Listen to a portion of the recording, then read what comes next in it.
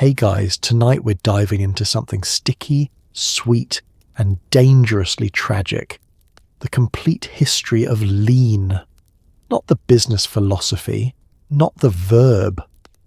I'm talking about the purple syrup that turned Houston hip-hop into a slow-motion masterpiece and claimed the lives of some of its brightest stars. So before you get comfortable, take a second to like the video and subscribe, but only if you actually enjoy what I do here. And a special thank you to the viewer who suggested this topic. Your input genuinely shapes what we explore here, and I'm grateful for it. Leave a comment telling me where you're listening from and what time it is for you. Somehow it's always 2 a.m. somewhere. Oh, and speaking of listening, the channel is now live on Spotify, so check the link in the description if you want to drift off there too. Now dim those lights, switch on a fan for that soft white noise, get comfortable, and maybe hide your cough syrup because this story gets dark fast. Let's pause for a second. Have you ever wondered how a prescription cough medicine turned into a cultural phenomenon? What made Houston rappers fall in love with a drink that moved them in slow motion? How did a generation's soundtrack become inseparable from its most dangerous vice? Could you resist the pull of something that promised to slow the world down when everything felt too fast? Would you trade clarity for that floating feeling, even knowing what it cost the ones who came before? And why does every musical movement seem to come with a body count? And now, congratulations. You've just stepped into 1990s Houston, Texas. The city is hot, humid, and crawling with a new sound, chopped and screwed, slowed down like molasses, deep bass rattling your chest. The rappers here don't shout, they lean, literally. They're sipping something purple from styrofoam cups, moving like they're underwater, and making music that sounds like the world's running out of batteries. Welcome to the birthplace of lean culture, where creativity and self-destruction mix together in a double cup. Good luck keeping your balance. Let's start with the basics, because lean isn't some mystical potion cooked up in a cauldron by Houston witches. It's cough syrup. Specifically, prescription-strength cough syrup containing promethazine and codeine, mixed with soda, usually Sprite, and sometimes a Jolly Rancher for extra sweetness. Promethazine is an antihistamine that makes you drowsy, and codeine is an opioid that suppresses coughs and, well, everything else. Together they create a slow, heavy, euphoric high that makes the world feel like it's wrapped in cotton. The drink goes by many names: lean, scissorp, purple drank, syrup, dirty Sprite, Texas tea. But no matter what you call it, it's the same thing. A liquid that slows you down from the inside out, like someone hit pause on your central nervous system. The recipe is deceptively simple. You pour a couple ounces of prescription cough syrup into a styrofoam cup, usually doubled up because single cups get soggy and the aesthetic matters. Then you add soda, typically Sprite or Mountain Dew, something clear and sweet that masks the medicinal bitterness. Some people drop in a Jolly Rancher candy for flavour and colour, watching it dissolve into swirls of artificial fruit. The result? A purple or pinkish drink that looks almost innocent, like something a kid might order at a carnival, but there's nothing innocent about it. Codeine is the main attraction here. It's an opioid, the same family as morphine, oxycodone, and heroin.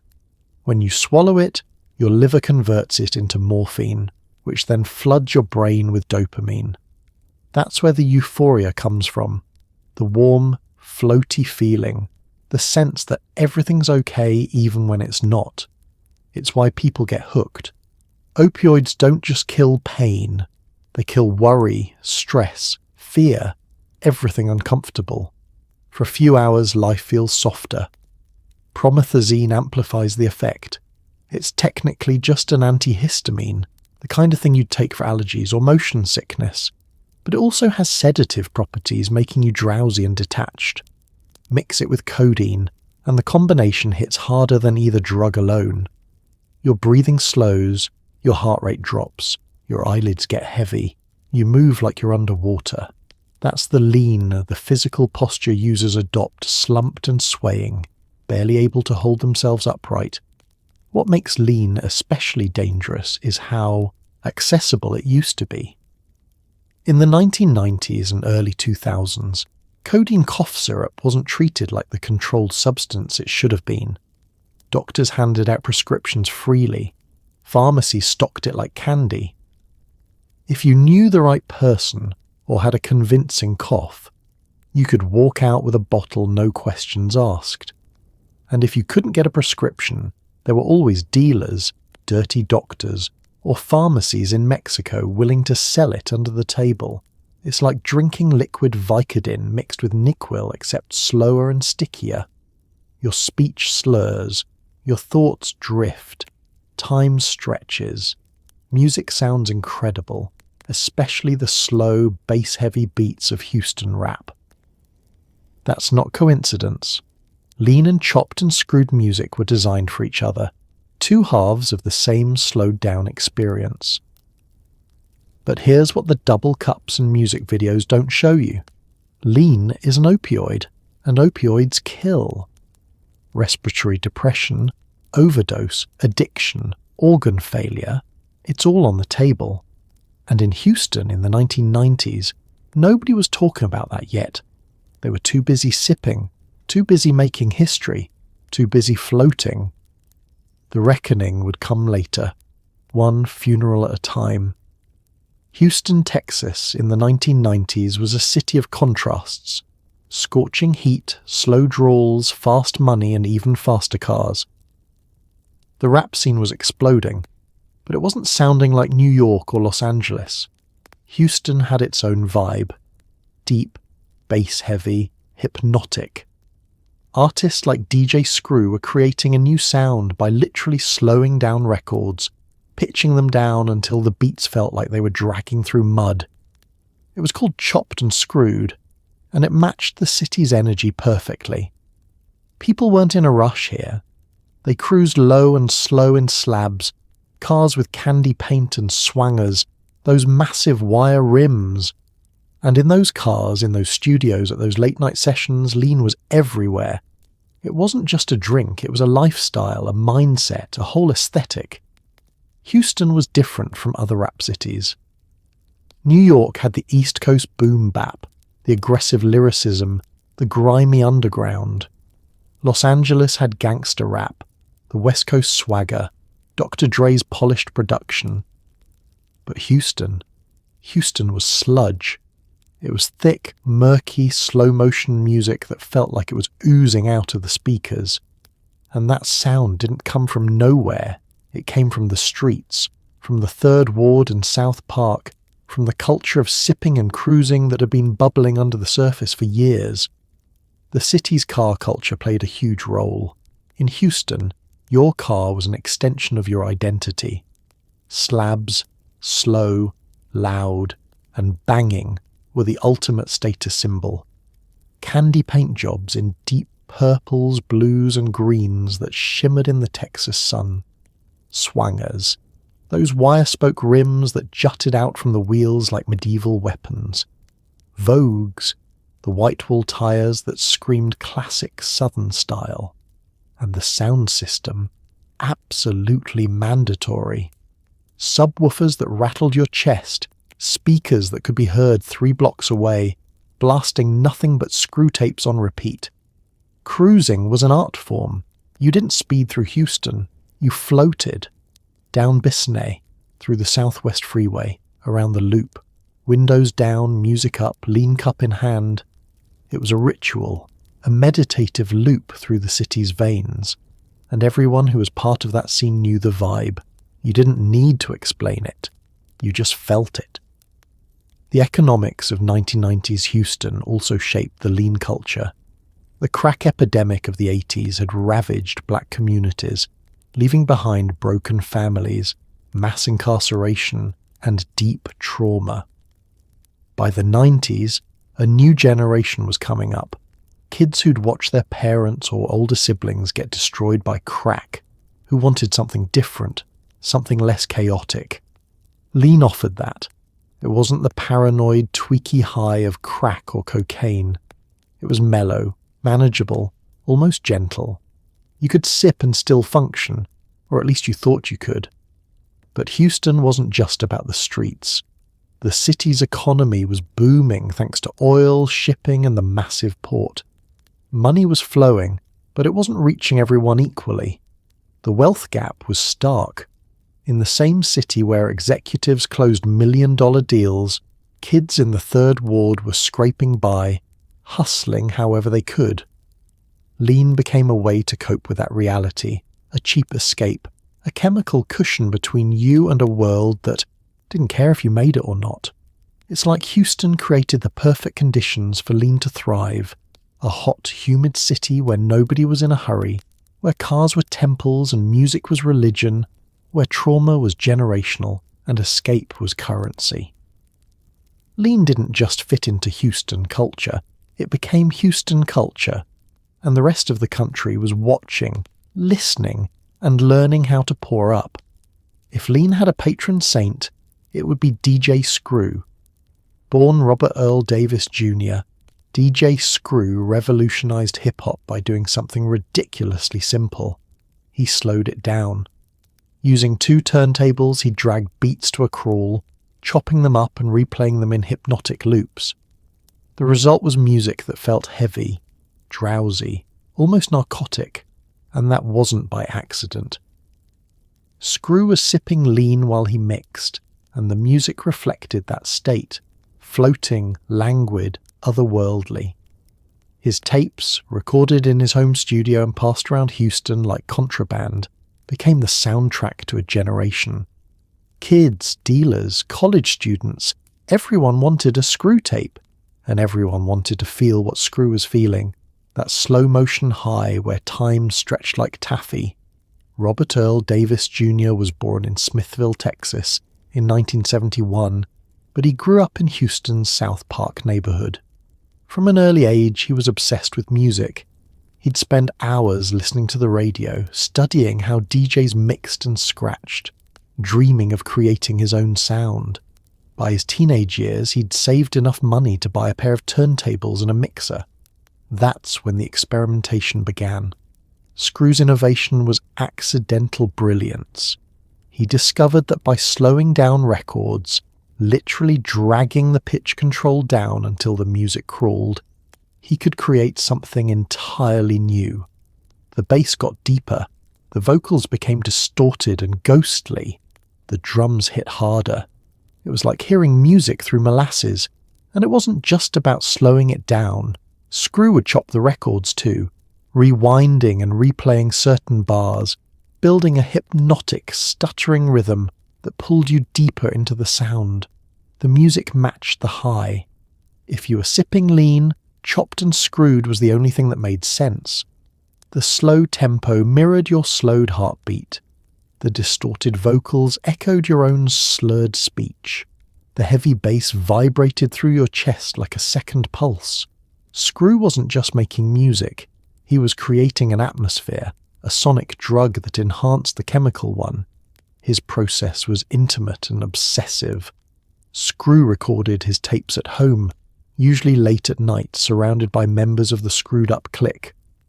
They'd freestyle over the slowed beats, passing around blunts and double cups, creating in real time. There were no second takes, no polished production. It was raw, unfiltered, and real.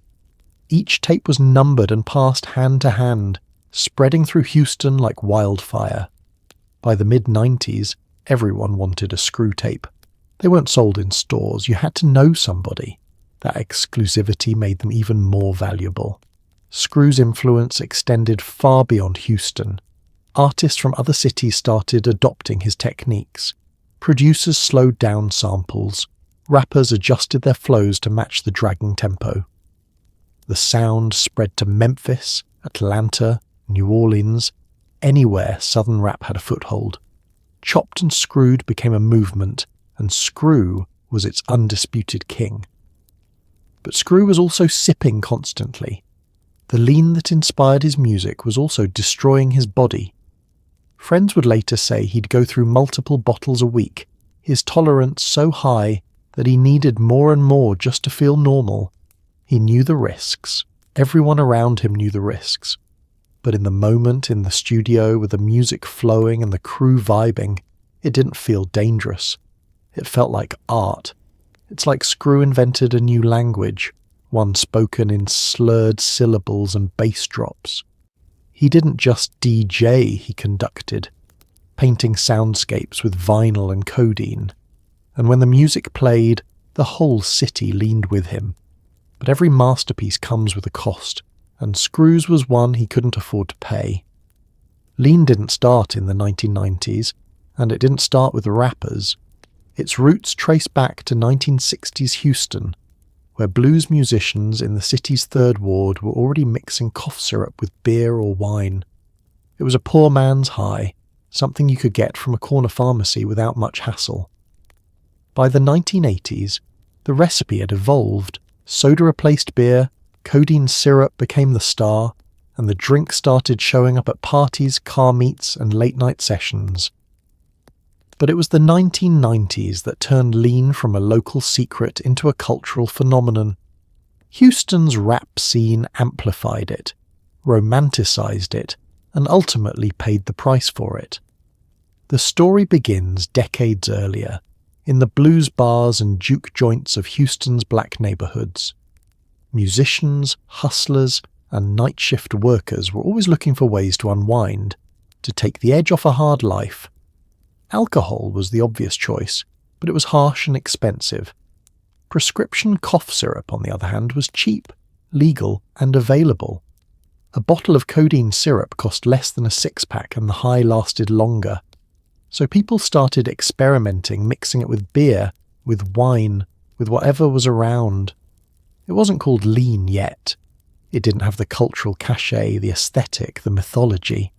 It was just something people did quietly. A trick passed down from older cats to younger ones. If you had a cold, you'd get a prescription. If you didn't, you'd charm a pharmacist or find a doctor who didn't ask too many questions. It was easy, almost too easy. By the 1980s, the drink had evolved. Soda replaced alcohol as the mixer of choice. Sweeter, easier on the stomach, and it didn't clash with the syrup's medicinal taste. Sprite became the go-to because of its clear colour and crisp carbonation. The purple tint of the codeine syrup stood out beautifully against the soda, giving the drink its iconic look. And somewhere along the way, someone added a Jolly Rancher, turning the whole thing into a candy-flavoured concoction that went down smooth. The 80s in Houston were rough.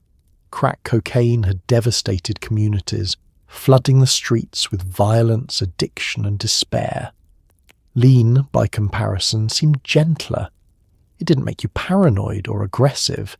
It didn't send you into a spiral of binging and crashing.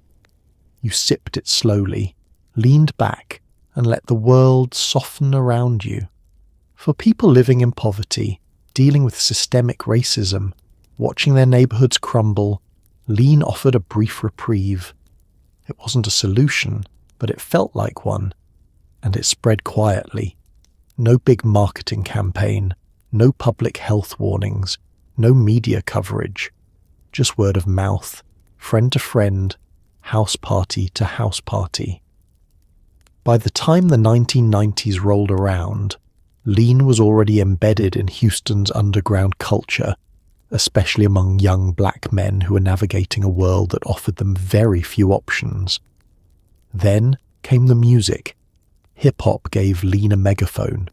Rappers started mentioning it in songs not as a secret but as a badge of honour. DJ Screw and his crew made it the centrepiece of their lifestyle, broadcasting it through tapes that reached every corner of the city. Suddenly, lean wasn't just something old heads did in the shadows. It was cool. It was aspirational. It was part of being from Houston. It's like watching a small fire turn into a wildfire. For decades, lean had smouldered quietly in Houston's streets, known only to those in the know. But once rap lit the match, the flames spread fast, and there was no putting them out. The drink that started as a blues musician's remedy had become a generation's poison, wrapped in purple and poured into styrofoam. And the origins, those quiet nights in the Third Ward, were almost forgotten in the blaze. If you've ever seen photos of Houston rappers from the 90s or early 2000s, you've seen the double cup. Two styrofoam cups stacked together, often with the outer cup decorated or branded, filled with purple liquid and ice. The double cup wasn't just practical. Though it did keep the drink cold and prevent the styrofoam from getting soggy, it was symbolic. Holding a double cup meant you were part of the culture. You were slowed down. You were in the know. It became as iconic as sagging jeans or gold chains, a visual shorthand for Houston's rap identity. And just like the drink inside, the double cup looked harmless, almost innocent. Just soda, right? But everyone knew what it really meant. The double cup wasn't invented by rappers. It was borrowed from everyday Southern life. Go to any gas station or convenience store in Texas, and you'll see people doubling up cups for practical reasons. One cup keeps your hand from freezing when you're holding ice-cold soda. The outer cup catches condensation. It's functional. But when lean culture adopted it, the double cup became something more. A uniform, a signal, a flex. The outer cup was often customized. Maybe it had a logo, DJ Screw's Screwed Up Records, a local car club, a neighborhood. Some people used printed cups from fast food chains, turning a Whataburger or McDonald's cup into accidental branding. Others just left the outer cup plain white, letting the purple liquid inside do all the talking. The ice was crucial too. Big chunks that clinked when you moved, keeping the drink cold and diluting it just enough to make it smoother. Holding a double cup became a pose, a statement. You'd see it in album covers, music videos, Instagram posts. Rappers leaning against candy-painted cars, one hand on the steering wheel, the other gripping a double cup. Or in the studio, slouched in a chair, cup resting on an armrest, the ultimate picture of relaxation. It said, I'm successful enough to afford this lifestyle. I'm cool enough to live it. I'm unbothered. But the double cup also became a warning sign.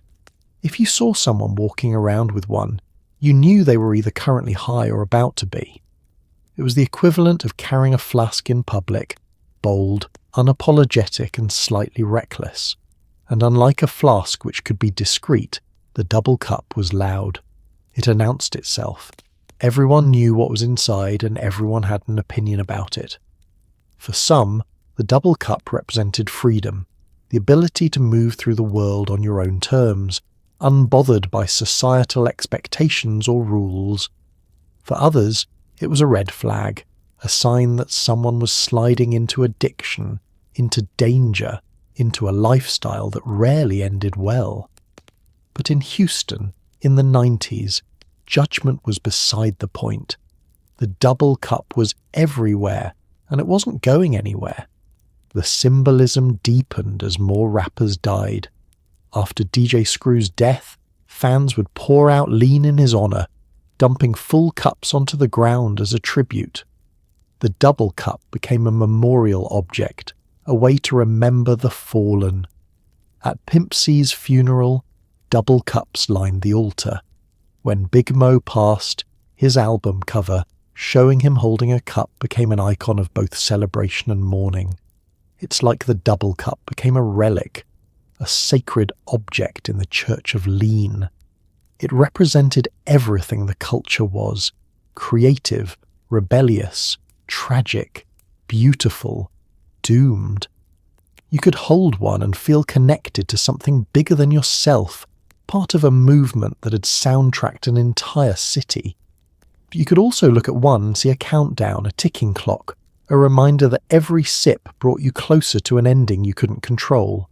And still, people kept pouring. The cups kept stacking. The culture kept leaning. Because once you pick up the double cup, putting it down is harder than it looks. So what's the appeal? Why would someone willingly drink cough syrup mixed with soda? The answer is simple. It feels good. Codeine is an opioid, and opioids flood your brain with dopamine, creating feelings of euphoria, relaxation, and warmth. Promethazine amplifies this by making you drowsy and detached. Together, they create a high that's slow, heavy, and dreamy. Time stretches. Your body feels weightless. Music sounds better. Everything moves at half speed, and for a few hours nothing matters. It's not a chaotic high like cocaine or an introspective one like mushrooms. Lean is a coasting high, a vibe, a state of being, and for Houston rappers grinding in the studio, it became the perfect creative fuel, or so they thought. The high starts about 30 to 45 minutes after you drink it. At first, you feel a warmth spreading through your chest, like someone wrapped a heated blanket around your insides. Your muscles relax. The tension you didn't even know you were carrying in your shoulders, your jaw, your stomach just melts away. It's not sudden, it's gradual, like sinking into a warm bath 1 inch at a time. Then comes the euphoria, not the manic, jittery euphoria of stimulants, but something gentler. Everything just feels okay, good, even. Problems that seemed overwhelming an hour ago suddenly don't matter. Bills, whatever. Drama, can't touch you. Stress, gone. It's like someone turned down the volume on your anxiety and replaced it with a soft hum of contentment.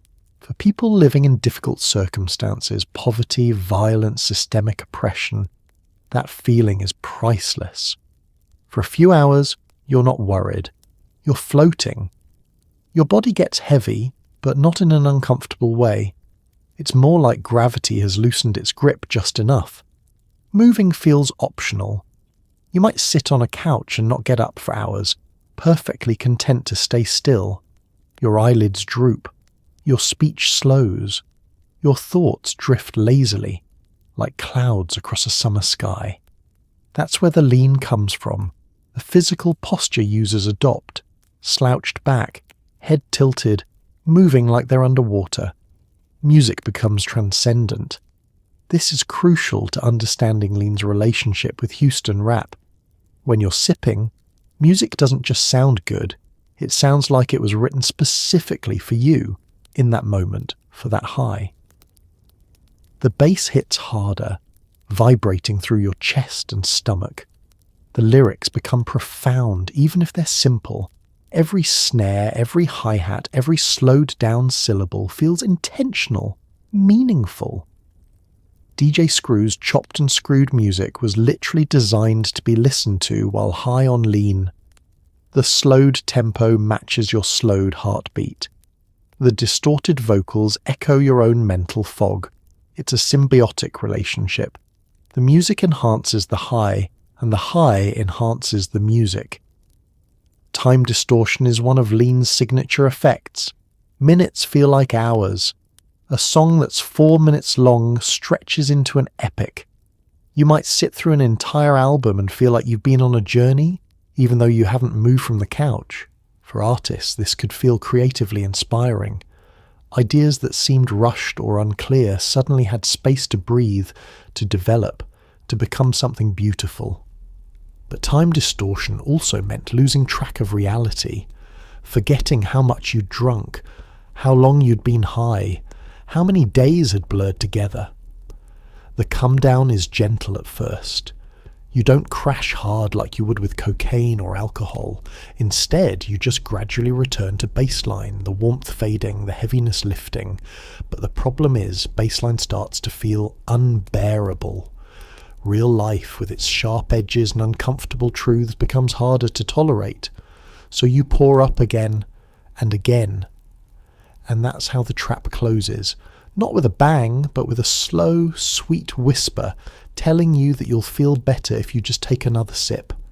It's like lean offers you a deal. Trade your clarity for comfort, your sharpness for softness, your future for a few hours of peace. And when you're 19, broke, and trying to make it out of the third ward, that deal doesn't sound bad. It sounds like salvation. Until it isn't. DJ Screw's tapes weren't sold in stores. They were hand to hand, trunk to trunk, friend to friend. Screw would record mixtapes in his house, often all night, fueled by lean and surrounded by his crew, the Screwed Up Clique. These tapes featured slowed down versions of popular rap songs, freestyles from local MCs, and Screw's signature scratching and chopping. Each tape had a number and a name: Screw Tape number 143, number 209, and collectors traded them like currency. The tapes spread beyond Houston, reaching cities across Texas and eventually the South. They were the soundtrack to late-night drives, house parties, and smoke sessions. And they were inseparable from lean culture. Listening to a Screw tape without sipping felt incomplete, like reading a recipe without tasting the food. Screw's recording process was as underground as the music itself. He worked out of his house on 7717 Cullen Boulevard in South Houston, a modest home that became a pilgrimage site for local rappers and fans. The setup was simple: 2 turntables, a mixer, a 4-track recorder, and a stack of vinyl. No fancy equipment, no professional studio, no engineers. Just Screw, his crew, and hours of uninterrupted creativity. The sessions would start late, sometimes after midnight, and run until dawn. The Screwed Up Clique would pile into Screw's small studio space, bringing blunts, bottles, and double cups. Screw would throw on a beat, maybe something from UGK, Tupac, or 8-Ball and MJG, slow it down to a crawl, and let the crew freestyle. The energy was loose and collaborative.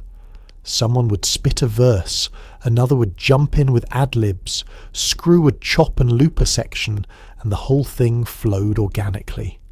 Nothing was scripted, nothing was polished. That rawness was the point.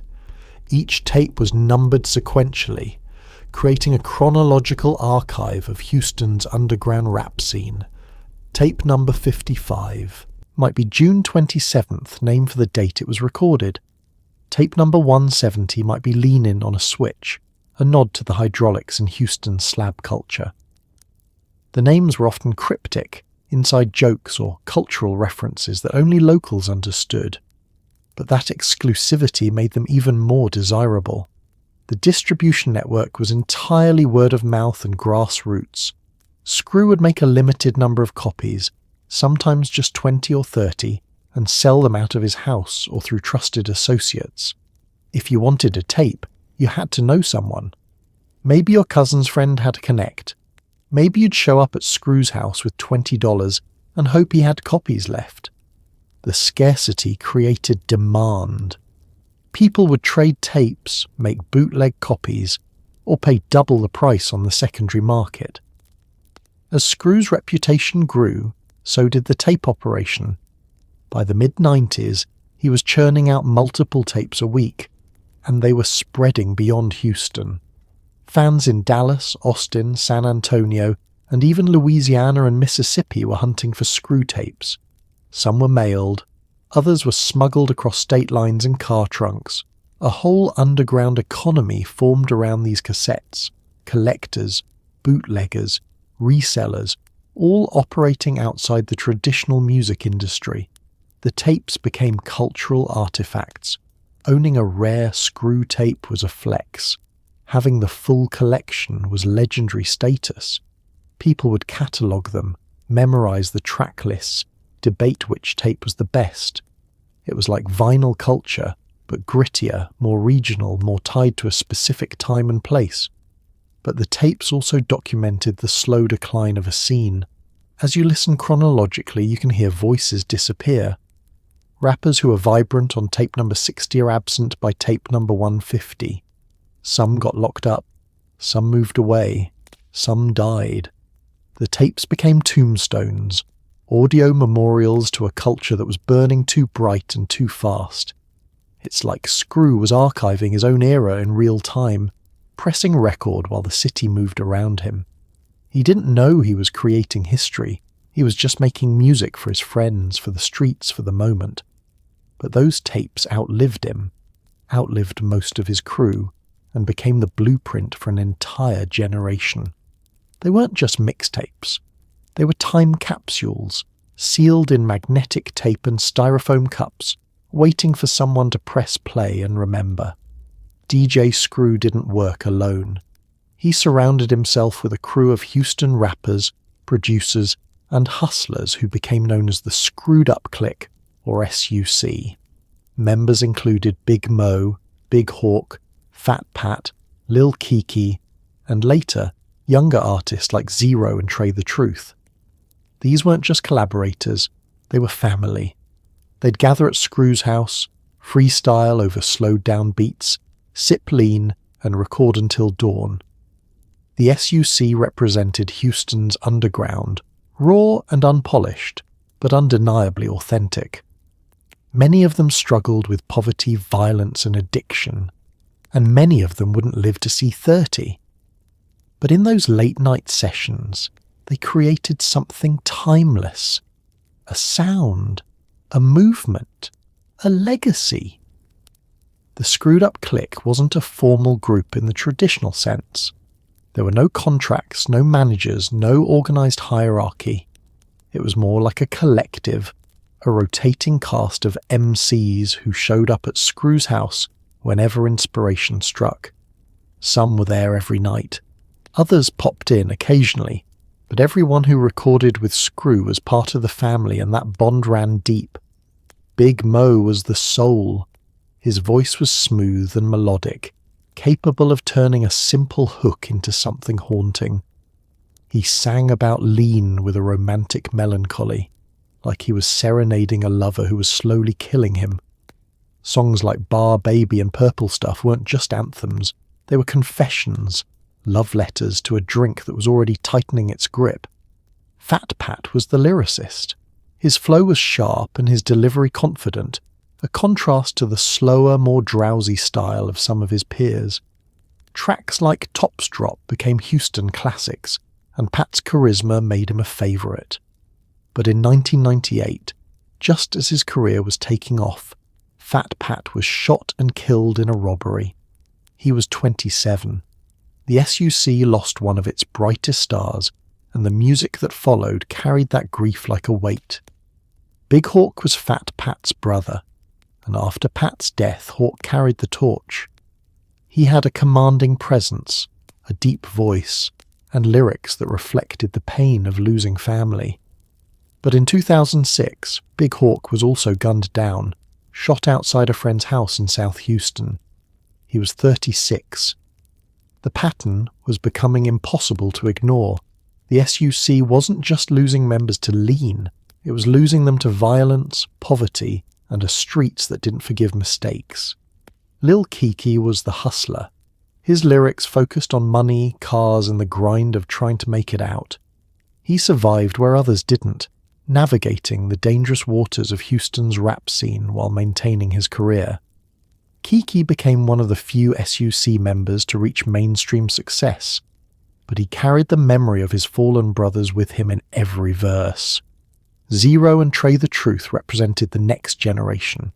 They were younger, hungrier, and more explicitly influenced by Screw's sound. Zero's music was deeply emotional, exploring themes of depression, betrayal, and survival. Trey became an activist and community leader, using his platform to give back to Houston. Both have spoken openly about their struggles with lean and the toll it took on their lives and friendships. The SUC sessions were chaotic and beautiful. Multiple rappers would be in the room at once, passing the mic, building off each other's energy. Screw would manipulate the beat in real time, looping sections, chopping bars, creating a sonic landscape for the MCs to navigate.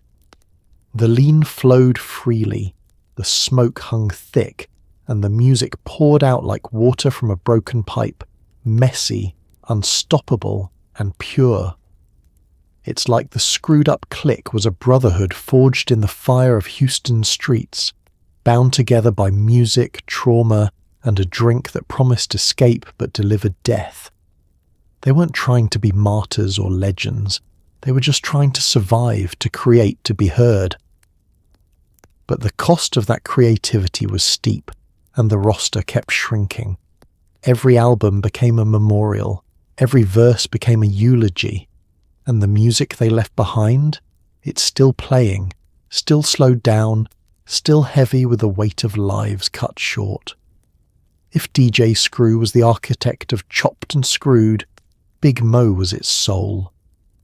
Born Kenneth Moore, Big Mo had a voice that was smooth, melodic, and drenched in melancholy. He didn't just rap about lean, he sang about it, crooning over slow beats about purple drank, candy-painted cars and Houston nights. His debut album, City of Syrup, became a lean anthem, filled with tracks that glorified the lifestyle. But Big Mo's life was as tragic as his music was beautiful. He suffered a heart attack in 2006, likely related to years of lean abuse, and fell into a coma. He died just days later at 33 years old. His voice, once so full of life, had been silenced by the very thing he sang about. Big Mo didn't fit the typical rapper mold. He wasn't a street-hardened MC spitting aggressive bars. He was gentle, almost shy, with a voice that belonged on R&B slow jams rather than hardcore rap tracks. But that contrast was what made him special. When he sang over Screw's slowed-down beats, his voice became the emotional center, the human element that made the music feel intimate rather than distant. His breakout moment came on DJ Screw's June 27th tape, where he sang the hook for June 27th, a song that would become one of Screw's most iconic tracks. Mo's voice, soft and yearning, floated over the crawling beat like a ghost. He sang about sipping syrup, about the feeling of being weightless, about Houston summer nights where time stood still. It wasn't a warning, it was a celebration, an invitation. When Big Mo released City of Syrup in 2000, it was both a triumph and a prophecy. The album's title alone told you everything you needed to know. This wasn't subtle, this wasn't coded. Big Mo was singing openly about lean, making it the centerpiece of his identity. Tracks like Bar Baby, Purple Stuff, and Man became instant classics in Houston, played at parties, in cars, and on late-night radio. But if you listen closely, there's sadness beneath the surface. Mo's voice, even at its smoothest, carried a weight. He sang about escaping, about floating away, about needing the syrup to feel normal. Lines like, "I just can't stop sipping on that bear" weren't braggadocious, they were confessions. He was telling the truth and nobody wanted to hear it. Behind the scenes, Big Mo was struggling. Friends said he was sipping constantly, his tolerance skyrocketing, his health visibly declining. He gained weight, his energy dipped. He'd show up to sessions looking exhausted, barely able to stand but still able to sing. The music industry didn't intervene. His label didn't step in. The culture celebrated him, and the syrup kept flowing. In October 2006, Big Mo suffered a massive heart attack. He was rushed to the hospital and placed in a medically induced coma. Doctors said his heart had been weakened by years of substance abuse. His family prayed. His fans held vigils. DJ Screw had been gone for 6 years, and now it looked like the SUC was about to lose another giant. Big Mo never woke up. He died on October 14th, 2006, just 33 years old. The cause of death was officially listed as heart failure, but everyone knew the real killer. Lean had taken the man who sang its praises, who turned it into poetry, who made it sound beautiful. And the irony was crushing. It's like Big Mo was a canary in a coal mine singing until the air ran out. His music was a love letter to lean, but also a warning written in melody. He told us exactly what would happen. He just couldn't stop it from happening to himself. And when his voice finally went silent, the city that loved him kept sipping, kept kept singing along to City of Syrup, kept pretending the ending would be different this time.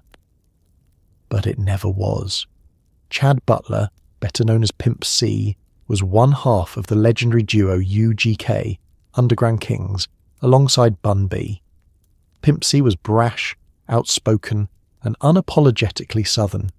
He wore his love for lean openly, rapping about it, defending it, and living it. But Pimp C also understood its dangers better than most. In interviews, he warned younger rappers not to follow his path, calling lean the devil, yet he couldn't stop. In December 2007, Pimp C was found dead in a Los Angeles hotel room. The cause? Sleep apnea complicated by promethazine and codeine in his system. The very drink he'd glorified and warned against had taken him at just 33 years old. His death sent shockwaves through the hip-hop world and became a grim reminder. Lean doesn't discriminate. Pimp C was Port Arthur, Texas, personified, gritty, proud, and raw. Along with Bun B, he formed UGK in the late 80s, and together they became Southern rap royalty. Albums like Ridden Dirty and Super Tight were masterpieces, blending soulful production with hard-hitting lyrics about street life, women, cars, and yes, syrup. Pimp C's production was innovative, his flows unpredictable, and his presence magnetic. But Pimp C was also a contradiction. He was fiercely protective of Southern rap culture, constantly battling against East Coast and West Coast dominance. He called out artists who appropriated Southern style without giving credit. He defended lean as part of that culture, a Houston original that outsiders didn't understand. To Pimp C, lean wasn't just a drug, it was identity, tradition, authenticity. Yet in the same breath, he'd warn people. In interviews from the mid-2000s, Pimp C openly discussed his struggles with lean. He called it addictive. He admitted he'd tried to quit multiple times and failed. He told younger rappers not to glorify it the way he had, saying, "That syrup will have you. It's the devil." He knew, he understood the trap, but knowing didn't free him. Pimp C's addiction was public. He referenced it constantly in his music, almost obsessively. He rapped about mixing lean with other substances, about sipping from sunup to sundown, about being so deep in it that quitting felt impossible. Fans heard it. Other artists heard it. But nobody intervened. The culture applauded him for keeping it real, for not hiding his vices. Authenticity was currency, and Pimp C was spending it freely. In 2007, UGK experienced a career resurgence. They collaborated with Jay-Z on Big Pimpin', appeared on albums with Outkast, and dropped Underground Kings, a critically acclaimed double album. Pimp C was back on top, touring, making money, and finally getting the mainstream recognition he'd fought for his whole career. Then, on December 4th, 2007, Pimp C checked into the Mondrian Hotel in Los Angeles. He was in town for business, meetings, industry events. On the morning of December 5th, his manager found him unresponsive in bed. Paramedics were called, but it was too late. Pimp C was pronounced dead at the scene. He was 33 years old. The autopsy revealed a combination of sleep apnea and codeine promethazine intoxication. Essentially, the lean slowed his breathing so much that his body couldn't compensate, especially with the undiagnosed sleep apnea. He suffocated in his sleep, alone in a hotel room, the victim of the same culture he'd spent his life defending and warning against. It's like Pimp C tried to have it both ways, celebrate lean as culture while acknowledging it as poison. But you can't ride both horses. One always throws you, and when it did, when his body finally gave out, the hip-hop world was forced to confront an uncomfortable truth. Their heroes were dying, and the music was soundtracking the funerals. Pimp C's death should have been a turning point. But the double cups didn't empty. The tributes came, The music played on, and the culture kept leaning. By the early 2000s, lean had moved beyond Houston. Artists like 3-6 Mafia, Lil Wayne, and Juicy J were rapping about it, putting it in music videos and making it look glamorous. Lil Wayne's obsession with lean was especially public. He referenced it in nearly every song, posed with double cups on album covers, and even suffered seizures linked to his consumption. For fans, lean became aspirational. If their favourite rapper was sipping, why shouldn't they? The problem was these artists rarely showed the consequences. The music videos didn't show the seizures, the organ failure, or the funerals. They showed money, cars, women, and purple cups. And so, a generation of fans followed their idol straight into the pharmacy, convinced they were just living the lifestyle. The glamorization didn't happen overnight. It built gradually, one hook at a time, one music video at a time, until lean was as much a part of rap's visual language as gold chains and luxury cars. 3-6, Mafia's Sippin' on Some Syrup, was one of the first mainstream songs to explicitly celebrate lean. Released in 2000, the track was unapologetically pro-syrup, with lyrics describing the high and vivid, inviting detail. The hook was catchy, the beat was hypnotic, and suddenly lean had a national anthem. Then came Lil Wayne. If DJ Screw introduced lean to Houston and 3-6 Mafia introduced it to the South, Lil Wayne took it global. From 2004 onward, Wayne's entire aesthetic revolved around excess, money, tattoos, skateboarding, and most prominently, lean. He called it syrup, scissorp, or just wok, short for Wockhardt, a pharmaceutical brand. He rapped about it constantly. I got ice in my veins, blood in my eyes, hate in my heart, love in my mind. I see nights full of pain, days of the same. He made lean sound poetic, dangerous, and irresistible. Wayne's album covers told the story visually. On The Carter 3, one of the best-selling rap albums of all time, Wayne appeared with dreads, tattoos, and an unmistakable swagger that screamed excess. In interviews and behind-the-scenes footage, he was often seen with a double cup. On stage, he'd pause mid-performance to sip. It wasn't hidden, it was flaunted. And for millions of fans, Wayne wasn't just a rapper. He was a lifestyle guru, and lean was part of the package. Music videos completed the transformation.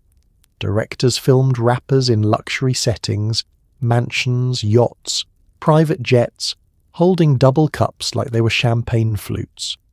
Beautiful women draped over expensive cars, stacks of money on tables, and always, always the purple liquid in styrofoam. The message was clear. This is what success looks like. This is what winning looks like. And if you want to be like us, you sip what we sip. The problem was the editing. Music videos are 3-minute fantasies. They don't show the next morning, the withdrawal symptoms, the hospital visits, or the funerals. They don't show Lil Wayne having seizures on private jets, convulsing so violently that his team had to emergency land the plane. They don't show the weeks he spent in ICU, the fear in his daughter's eyes, the doctors warning that his brain was swelling. All of that happened, but none of it made it into the videos. For teenagers and young adults watching from small towns, suburbs, and cities across America, lean looked like the ultimate flex. It was exclusive. You couldn't just buy it at a store. It was expensive. A bottle could cost hundreds of dollars on the street. It was rebellious. It was technically illegal without a prescription. And it was cool, endorsed by the biggest names in rap. So kids started experimenting, asking older siblings or sketchy friends how to get it, showing up at pharmacies with fake coughs, or worse, ordering unregulated syrup online. Social media amplified everything. By the early 2010s, Instagram and Twitter were flooded with images of double cups. Rappers posted photos with captions like mud walking or lean o'clock. Fans replicated the posts, posing with their own cups, real or fake, just to capture the aesthetic. The drink became a meme, a status symbol, a flex. Even people who'd never touched lean started using the imagery because it signaled that you were part of the culture. But the glamorization had a body count. Emergency rooms started seeing an uptick in codeine overdoses among teenagers. Poison control centres fielded calls from parents whose kids had drunk entire bottles thinking it was harmless. Some survived, others didn't. And the rappers who'd made it look so appealing. Many of them were struggling privately, battling addiction, experiencing health crises and watching friends die. But publicly, they kept the image intact because that's what sold records. It's like rap created a commercial for lean without mentioning the side effects. Imagine a pharmaceutical ad that only showed the benefits, happiness, relaxation, confidence, but skip the part where they list death, organ failure, and addiction in a calm voice. That's what happened. An entire generation was sold a lifestyle without the warning label, and by the time the consequences became undeniable, it was too late. The trend had become a culture. The culture had become a crisis, and the music just kept playing. Where there's demand, there's supply. And as lean's popularity exploded, so did the black market for codeine syrup. Pharmacies were robbed, prescriptions were forged, doctors were bribed. In Houston, codeine cowboys emerged, dealers who specialized in acquiring and selling prescription cough syrup at outrageous markups. A single bottle that cost $15 at the pharmacy could sell for $300 or more on the street. Some dealers had connections to dirty doctors who'd write prescriptions, no questions asked. Others smuggled syrup from Mexico or Canada. It became a lucrative hustle, and like most hustles, it attracted danger. Turf wars broke out. People were robbed, beaten, even killed over bottles of cough medicine. The demand was that high, and the consequences were that real. The codeine cowboys weren't your typical drug dealers. They weren't standing on street corners or running trap houses.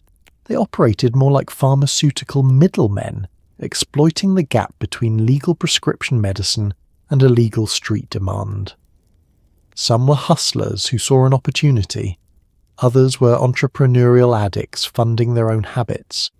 A few were organized criminals who recognized lean as a goldmine. The easiest method was doctor shopping. A person would visit multiple doctors, complaining of persistent coughs or chest pain, collecting prescriptions from each one. Some doctors were negligent, others were complicit, writing scripts for cash under the table. In Houston and other southern cities, certain clinics became known as syrup mills, where you could walk in with $100 and walk out with a prescription for promethazine with codeine. No questions asked, no medical examination, just business. Pharmacy theft became common. In the early 2000s, smash-and-grab robberies targeting codeine syrup skyrocketed. Thieves would break in after hours, ignore the cash register, and head straight for the pharmacy shelves. They knew exactly what they were looking for. Actavis, Wockhart, High-Tech, the name brands that fetched the highest prices on the street. Some robberies were amateur, clumsy, and quickly solved. Others were professional, executed by crews who hit multiple pharmacies in one night and disappeared across state lines. Then there was smuggling. Mexico and Canada had looser regulations on codeine-based medications, and enterprising dealers made runs across the border, filling cars and trucks with bottles bought legally in Tijuana or Toronto, then reselling them in Houston, Atlanta, or Memphis.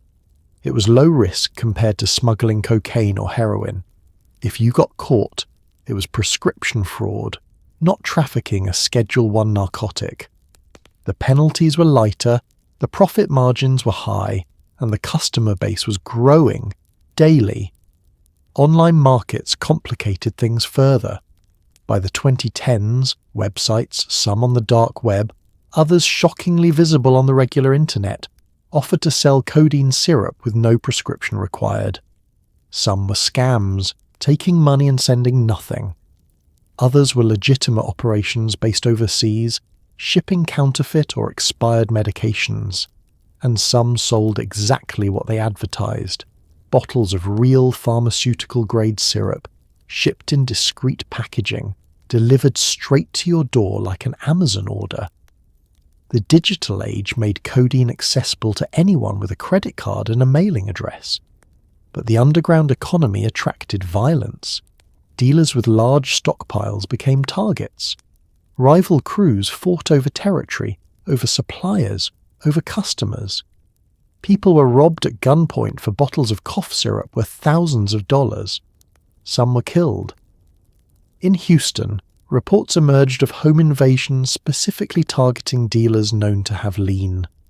The stakes were high because the demand was insatiable. Rappers, fans, addicts, they all needed a steady supply, and whoever controlled that supply controlled the money. Prices fluctuated based on scarcity. When the pharmaceutical companies slowed production, or the DEA cracked down, prices soared. A pint that sold for $200 in 2010 could go for $800 by 2015. At the height of the lean craze, some bottles of activist brand syrup, discontinued in 2014, became collector's items, selling for over $1,000. It wasn't just a drug anymore, it was liquid gold.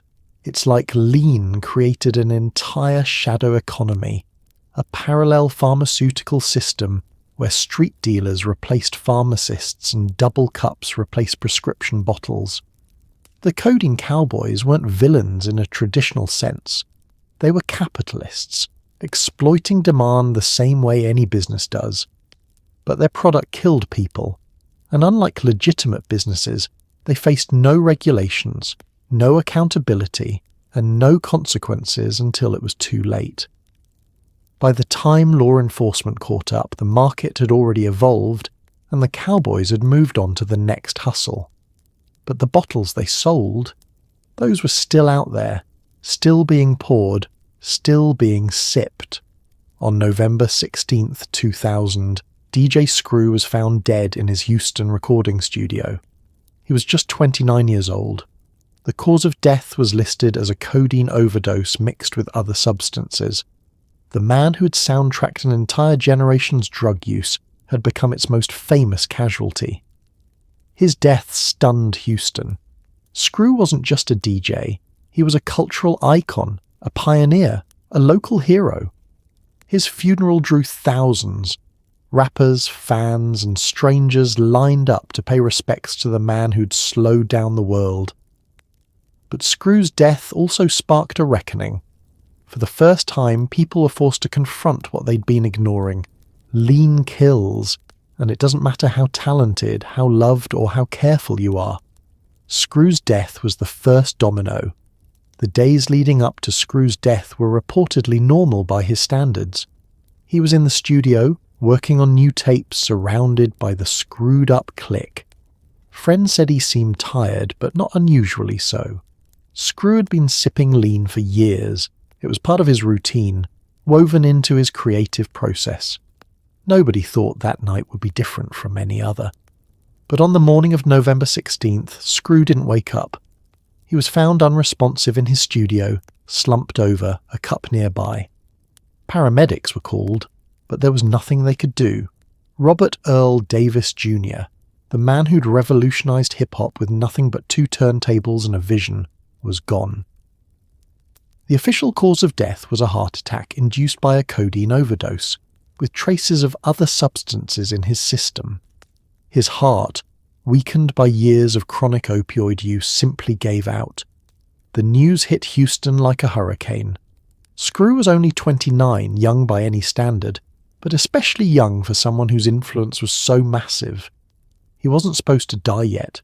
He was supposed to keep making tapes, keep innovating, keep building the sound that had put Houston on the map. His death felt impossible, like losing a landmark, a constant. The city went into mourning.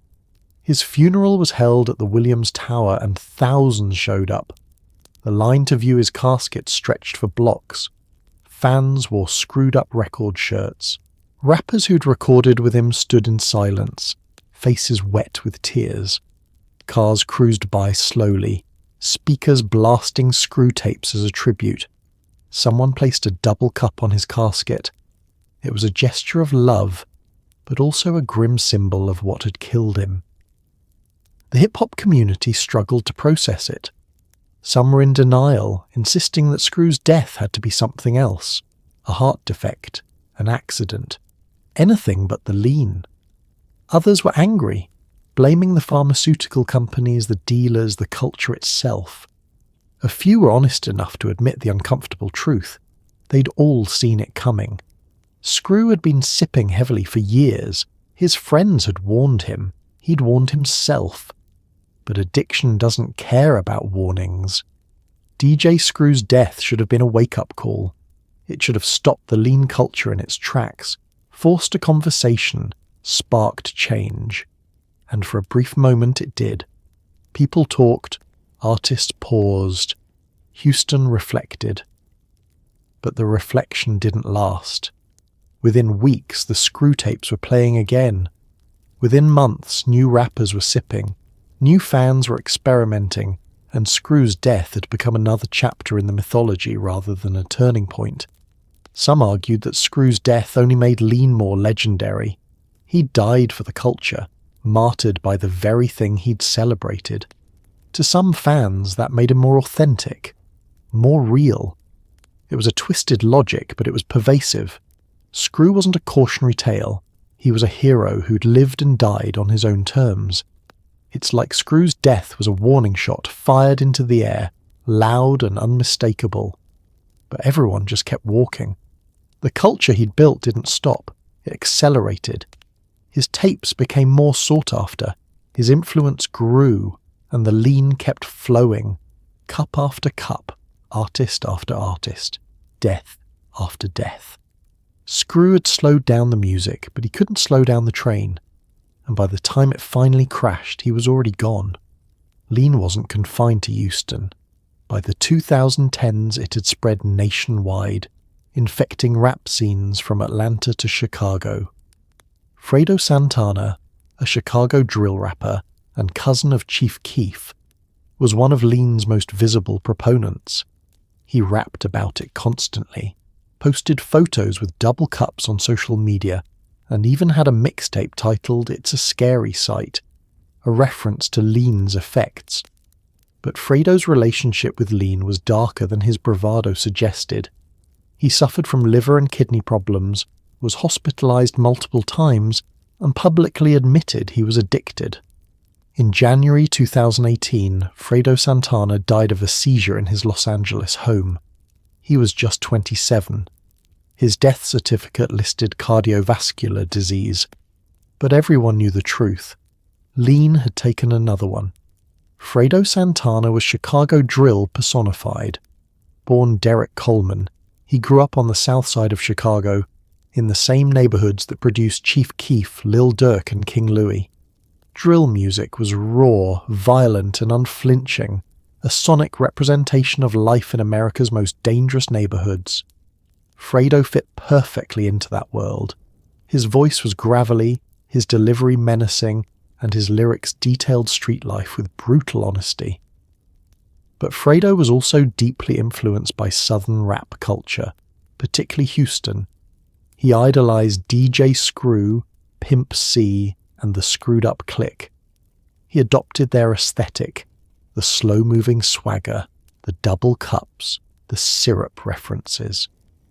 In interviews, Fredo openly discussed his love for lean, calling it part of his daily routine. He'd sip while recording, while performing, while just hanging out. It wasn't recreational anymore. It was dependency. Fredo's social media was a diary of his addiction. He posted pictures holding double cups with captions like, "Lean got me or can't function without it." His fans celebrated it, reposting the images, commenting fire emojis, treating his drug use like a personality trait. Nobody seemed concerned, or if they were, they didn't say it publicly. That would have been uncool, disrespectful, not keeping it real. By 2016, Fredo's health was visibly declining. He'd been hospitalized multiple times for liver and kidney issues, both directly linked to chronic lean consumption. Doctors told him to stop. Friends told him to stop. His family begged him to stop. And Fredo publicly acknowledged the problem. In one interview, he admitted, "I know I'm going to stop eventually. I'm just not ready yet." It was heartbreaking in its honesty. He knew lean was killing him. He just couldn't quit. In October 2017, Fredo collapsed and was rushed to the hospital. His kidneys were failing. His liver was damaged. Doctors warned that without drastic changes, his body wouldn't last much longer. Fredo posted a photo from his hospital bed, IV in his arm, looking exhausted and scared. The caption, "I'll be back." He promised fans he'd recover, drop new music, keep going. But his body had other plans. On January 19th, 2018, Fredo Santana suffered a fatal seizure at his home in Los Angeles. He was 27 years old. The autopsy listed cardiovascular disease as the cause of death, but the underlying factors were clear. Years of codeine abuse, liver damage, kidney failure, and a body pushed beyond its limits. Fredo had predicted his own death in his music, rapping lines like, "I might not make it to C25 and this lean can be the death of me." He was right. His death devastated Chicago's rap community. Chief Keef, his cousin, and one of drill's biggest stars, posted a tribute calling Fredo a legend. Lil Durk, Lil Reese, and others shared memories, photos, and grief. Fans held vigils.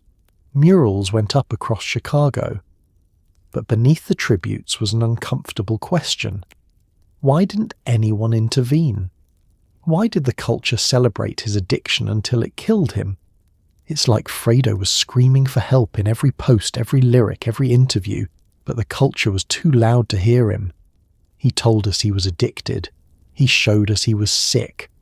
And we watched, like the photos, streamed the music and waited for the inevitable. Fredo Santana didn't die in silence.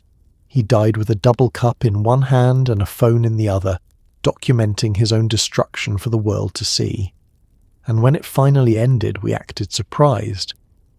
Lil Peep wasn't a traditional rapper.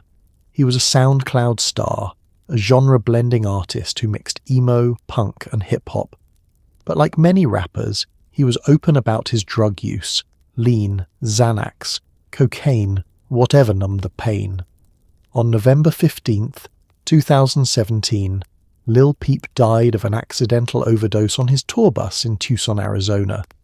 The toxicology report revealed a lethal mix of fentanyl and Xanax. But lean was part of his lifestyle, part of his aesthetic, part of his identity. Peep's death highlighted a terrifying new trend. Lean wasn't being consumed alone anymore. It was being mixed with pills, with powder, with anything that promised to extend the high. And that combination was proving even deadlier than lean on its own. Lil Peep, born Gustav Elijah Orr, represented a new generation of artists who grew up watching the lean era unfold online. He was from Long Island, not Houston or Atlanta, but the internet had made regional drug culture global. Peep was influenced by everyone: Lil Wayne, Gucci Mane, DJ Screw, but also Kurt Cobain, My Chemical Romance, and Taking Back Sunday. His music was a collision of genres, emo melodies over trap beats, sung-rapped lyrics about heartbreak, depression, and self-destruction. Peep didn't hide his drug use. It was central to his brand, his music, and his online persona. He posted photos with pills, with lean, with drugs casually displayed like accessories. His lyrics were confessional. I used to want to kill myself. Came up, still want to kill myself. He rapped about Xanax bars, about mixing substances, about feeling numb. It wasn't glamorous in the way Lil Wayne's lean references were. It was dark, desperate, a cry for help disguised as art. But Peep's drug use wasn't just lean. It was polysubstance abuse, mixing codeine with Xanax, cocaine, and whatever else was around.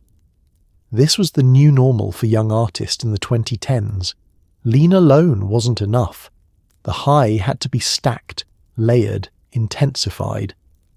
Xanax became especially popular, a benzodiazepine that increased the sedative effect of opioids.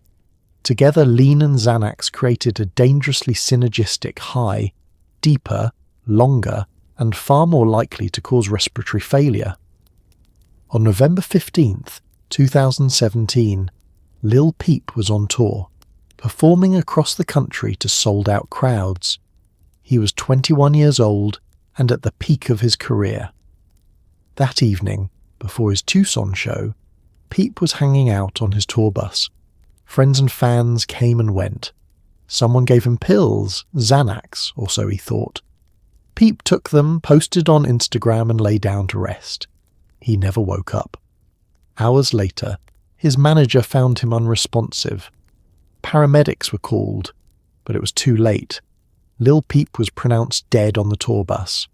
The toxicology report later revealed that the pills he'd taken were counterfeit, laced with fentanyl, a synthetic opioid 50 times stronger than heroin. The combination of fentanyl and Xanax shut down his respiratory system. He suffocated in his sleep. Just like Pimp C, he was 21. Peep's death sent shockwaves through the music world, not just because of his age, but because of what it represented. This wasn't just lean anymore. It was lean plus pills, plus fentanyl, plus whatever unregulated substances were floating around. The drug culture had evolved, and it was deadlier than ever. Counterfeit pills were everywhere, pressed in basements and garages, laced with fentanyl to increase potency and profits. Users had no way of knowing what they were taking. The reaction was massive. Celebrities mourned. Fans held vigils. His mother, Liza Womack, became an advocate, speaking openly about her son's struggles with addiction and the need for better mental health resources. But the culture didn't change. Artists kept posting pills, fans kept experimenting, and the deaths kept coming. It's like Lil Peep's death was the moment lean culture crossed into something even darker, a place where the high was always one pill away from fatal. He wasn't just sipping syrup and cruising. He was swallowing unknowns, gambling with chemistry, playing Russian roulette with a prescription bottle. And when the chamber finally fired, he was gone, another young artist whose talent couldn't save him from himself. The music he left behind is beautiful and haunting, a time capsule of pain that nobody stopped long enough to address. Juice WRLD was a generational talent. He could freestyle for an hour straight, turning raw emotion into melody without missing a beat. But Juice was also deeply troubled, battling addiction to lean, Percocet, and other substances. His lyrics were confessional, filled with references to drugs, heartbreak, and death. On December 8th, 2019, Juice WRLD suffered a seizure at Chicago's Midway Airport shortly after his private jet landed. He was rushed to the hospital but pronounced dead less than an hour later. The cause? An accidental overdose of oxycodone and codeine. He was just 21 years old. Juice's death devastated the music world and forced yet another conversation about rap's relationship with drugs. But the conversation didn't last long. The music kept playing, and the cups kept getting filled. Juice URL'd, born Jared Anthony Higgins, was different from the artists who came before him. He wasn't from Houston. He wasn't part of the original lean culture. He was from Chicago, part of a generation that had learned about lean through the internet, through music, through watching their idols glorify it on social media. By the time Juice entered the scene, lean wasn't underground anymore. It was mainstream, normalized, expected. His rise was meteoric. Juice started uploading songs to SoundCloud in 2015, and within 3 years, he was one of the biggest rappers in the world. His breakout single Lucid Dreams became a global hit, a heartbreak anthem that resonated with millions. But if you listened closely, the song wasn't just about a girl. It was about self-medication, using substances to numb emotional pain. Lines like, "I take prescriptions to make me feel A-OK, I know it's all in my head," weren't metaphors. They were confessions. Juice's freestyling ability was legendary. He'd appear on radio shows and rap for an entire hour without stopping, creating fully formed songs off the top of his head, complete with hooks, verses, and emotional arcs. Hosts and fellow artists watched in awe as he pulled lyrics from thin air, weaving together references to drugs, depression, love, and death with seemingly no effort. It was a gift, the kind of raw talent that only comes along once in a generation. But that same brain that could create so effortlessly was also tormented, racing with thoughts he couldn't quiet without chemical help. Juice was brutally honest about his addiction. Unlike artists who hid behind bravado or coded language, Juice put it all in his music. He rapped about Percocets, about lean, about mixing pills and syrup until he couldn't feel anything. Songs like Lean Wit Me, Empty and Robbery were diary entries set to beats, detailing his struggles with dependency, his awareness that he was spiraling, and his inability to stop. He wasn't glorifying drugs, he was documenting his own destruction in real time. In interviews, Juice admitted he started using drugs to cope with anxiety and depression. The pressure of fame, the constant touring, the expectations, the loneliness. It all became too much. Lean and pills offered an escape, a way to quiet the noise in his head. But the escape became a prison. His tolerance grew. He needed more to feel the same effects. Friends close to him said he was using daily, sometimes multiple times a day, and that interventions had been attempted but failed.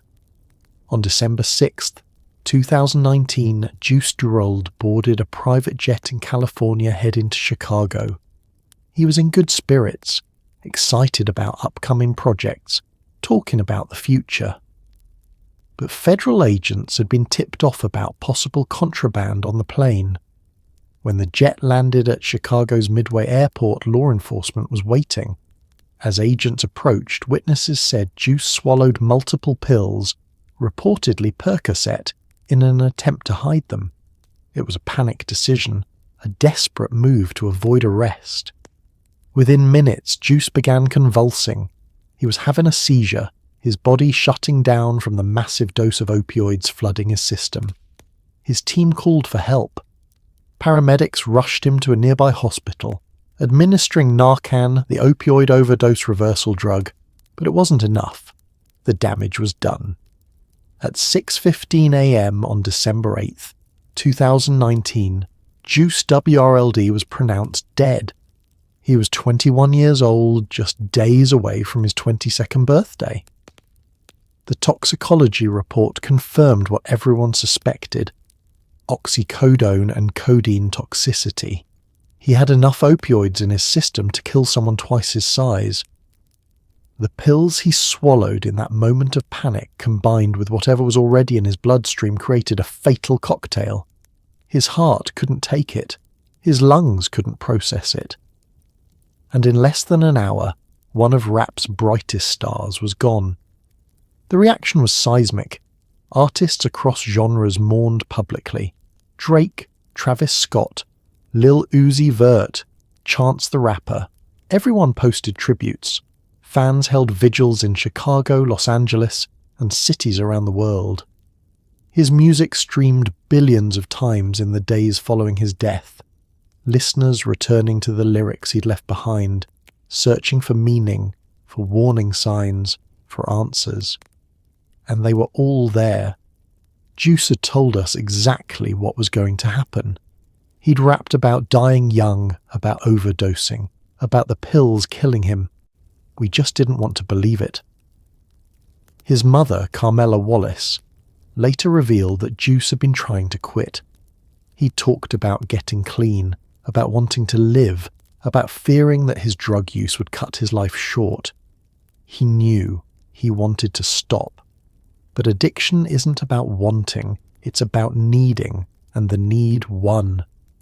It's like Juice WRLD was sprinting toward a cliff, narrating every step in his music, and we were all running alongside him, streaming the soundtrack, waiting to see if he'd stop before the edge. He didn't. And when he fell, we were left holding his songs, beautiful and tragic, wondering if we could have done something, anything to change the ending. But the culture that raised him, that celebrated his pain, that rewarded his honesty about drugs with streams and sales had already written the script. Juice was just living and dying by it. Lean isn't harmless. Despite what the music video suggests, sipping purple drank regularly wreaks havoc on your body. Codeine is an opioid, and opioids are highly addictive. Chronic use leads to physical dependence, meaning your body needs it to function normally. Withdrawal symptoms include nausea, sweating, anxiety, and intense cravings. Promethazine, the other ingredient, is a sedative that slows your breathing and heart rate. Mix the two and you're suppressing your central nervous system dangerously. Over time, lean damages your liver, kidneys, and digestive system. It causes constipation so severe that users need laxatives just to function. It leads to dental decay, weight gain, and chronic fatigue. And in high doses or when mixed with other substances, it kills. Respiratory failure, cardiac arrest, seizures, coma, death. The high might feel slow and smooth, but the crash is fast and brutal. Let's start with the obvious. Codeine is an opioid. That places it in the same family as morphine, oxycodone, hydrocodone, and yes, heroin. When you consume codeine, your liver metabolizes it into morphine, which then binds to opioid receptors in your brain and spinal cord. This blocks pain signals and triggers a flood of dopamine, the brain's reward chemical. That's why it feels good. That's why people come back for more. But it's also why addiction happens so easily. Your brain starts to associate lean with pleasure, and over time, it recalibrates. Normal activities stop producing dopamine. You need the drug just to feel baseline okay. Physical dependence develops quickly. After just a few weeks of regular use, your body adapts to the presence of codeine. If you try to stop, withdrawal kicks in.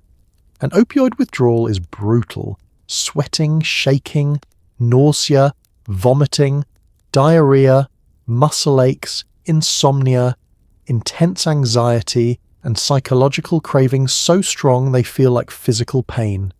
It's not life-threatening like alcohol withdrawal can be, but it's miserable enough that most people relapse just to make it stop. That's the trap. You start sipping because it feels good. You keep sipping because stopping feels impossible. Promethazine adds another layer of danger. It's an antihistamine with sedative properties, meaning it slows down your central nervous system. On its own, it's relatively safe. But combined with codeine, the effects multiply. Your breathing slows, your heart rate drops, your reflexes dull. This is called respiratory depression, and it's how most opioid overdoses kill. Your body forgets to breathe. You fall asleep and never wake up. Sleep apnea, like what killed Pimp C, makes this even worse. Your airway's already compromised and the sedatives push you over the edge. The liver takes a beating. Your liver is responsible for processing everything you put into your body, and codeine is no exception.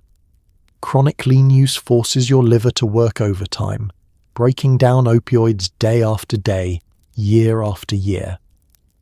Over time, this leads to liver damage, scarring, and in severe cases, liver failure. The same goes for your kidneys, which filter waste from your blood.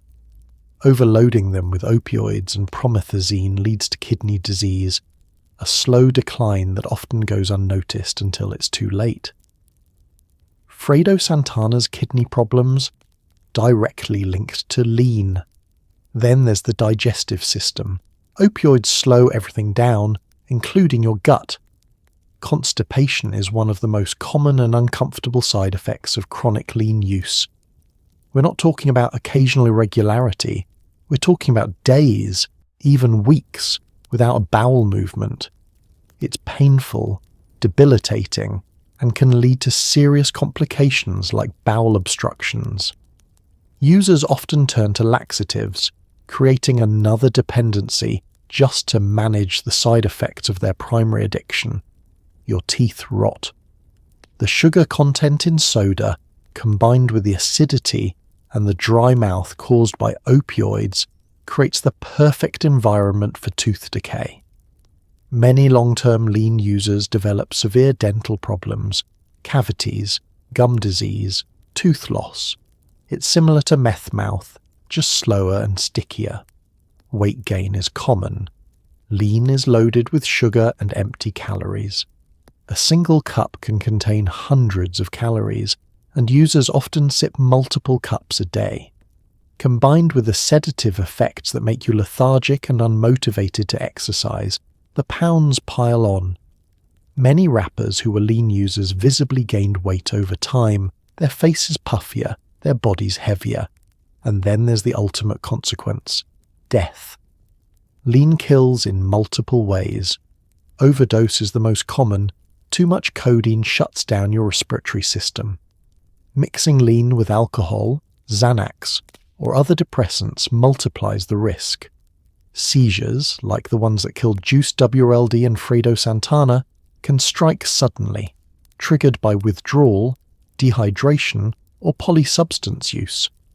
Heart attacks, strokes, and organ failure claim others, the cumulative damage finally catching up. It's like lean is a slow-acting poison disguised as a sweet drink. The first sip doesn't kill you. The 100th might not either.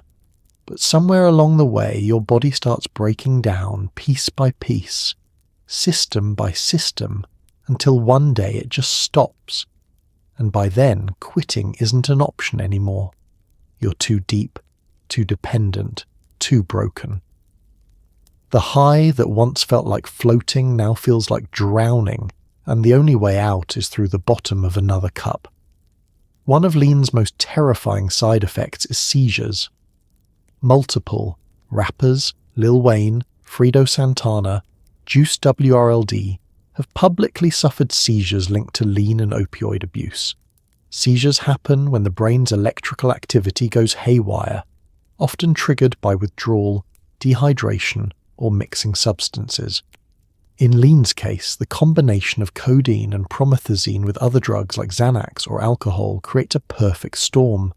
The body systems slow down so much that the brain panics, and a seizure results. Some seizures are survivable, others aren't. Juice. WRLD's fatal seizure at 21 is a stark reminder. Lean doesn't just kill slowly through organ failure. Sometimes it kills instantly, without warning, in the middle of an airport or a studio or a tour bus. And by the time the seizure hits, it's already too late. Seizures are one of the least understood but most deadly aspects of chronic lean use. They don't discriminate.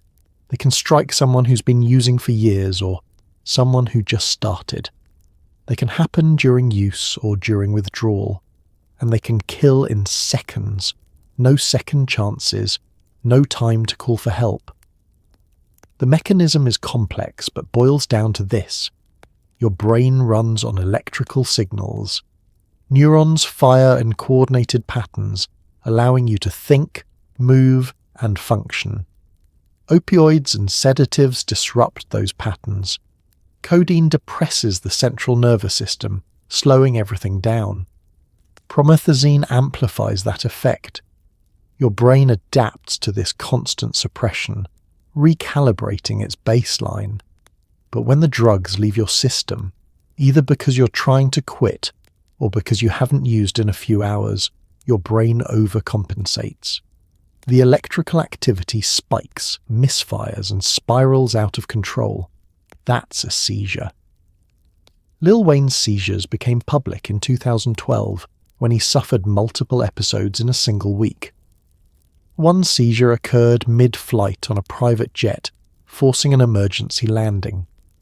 Another happened in his recording studio. Wayne was hospitalized repeatedly, and reports surfaced that doctors had warned him his brain was swelling, a condition called cerebral edema. The culprit? Years of heavy lean consumption combined with dehydration and lack of sleep. Wayne's team tried to downplay it, calling the seizures minor, but the reality was terrifying. He was having multiple grand mal seizures, the kind where you lose consciousness, convulse violently, and risk permanent brain damage or death. Wayne survived, but he didn't stop sipping.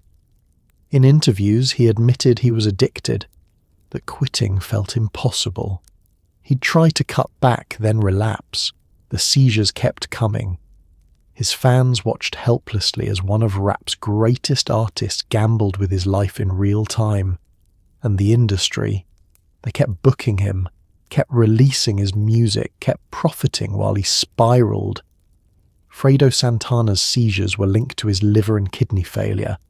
When your organs start shutting down, your body's chemistry goes haywire. Electrolyte imbalances, toxin buildup, and dehydration all increase seizure risk. Fredo had been hospitalized multiple times, each visit a warning that his body was breaking down.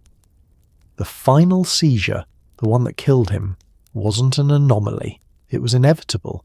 His body had been pushed too far for too long. Juice WRLD's seizure was different. It was acute, triggered by a massive opioid overdose. When he swallowed those pills at the airport, his brain was flooded with opioids far beyond what it could handle. The overdose caused his central nervous system to shut down, and his brain, in a desperate attempt to reset, triggered a seizure. Witnesses described it as violent, his body convulsing, his eyes rolling back, foam coming from his mouth.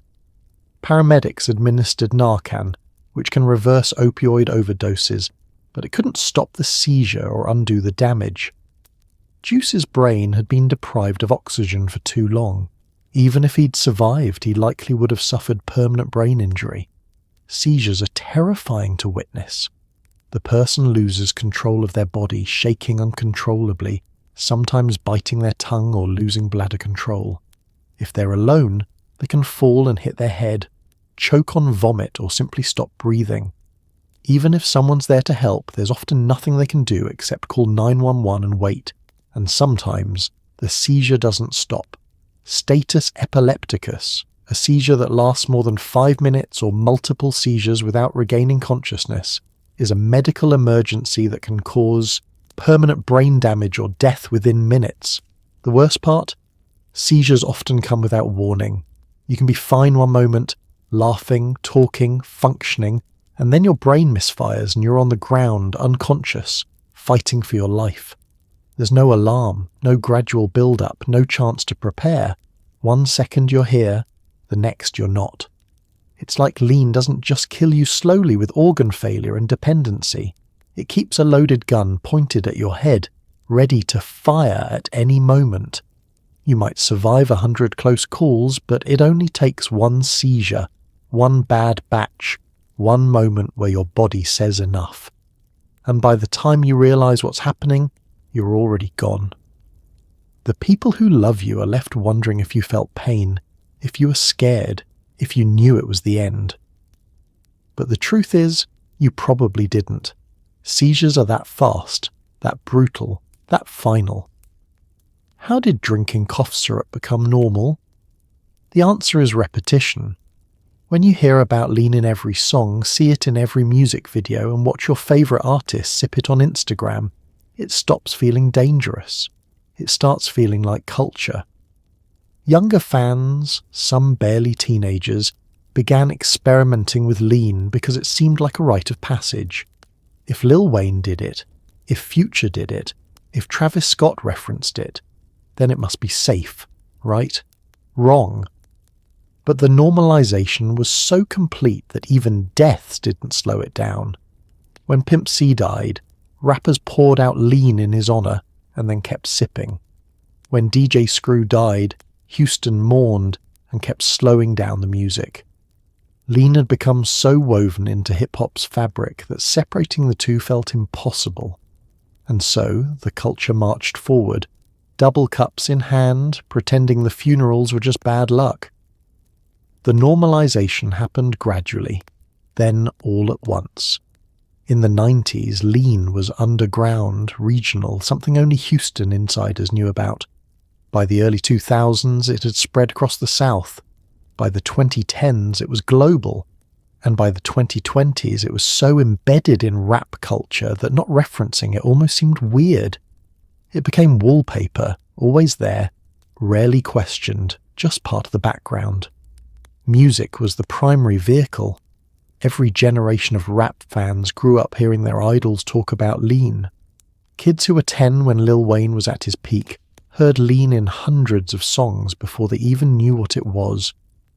By the time they were teenagers, it wasn't a foreign concept, it was familiar, almost mundane. The repetition created a sense of safety. If everyone's doing it and everyone's rapping about it, how bad could it really be? Social media accelerated everything. Instagram became a virtual gallery of lean culture. Rappers posted photos with double cups daily, sometimes multiple times a day. Captions like "Sippin' Mud," "Dirty Sprite Season," or just a purple heart emoji. Fans liked, commented, shared. Younger artists replicated the aesthetic, posing with their own cups whether they were actually sipping or not. It became a flex, a way to signal you were part of the culture, that you had access, that you were living the life. The language changed too. Lean developed its own vocabulary, a coded slang that made it feel exclusive and cool. Mud, wok, red, for the red-coloured promethazine syrup. Pouring up, sipping slow, leaning dirty soda. The terminology made it feel less like drug use and more like a subculture, a lifestyle, an identity. You weren't abusing prescription medication, you were mud-walking.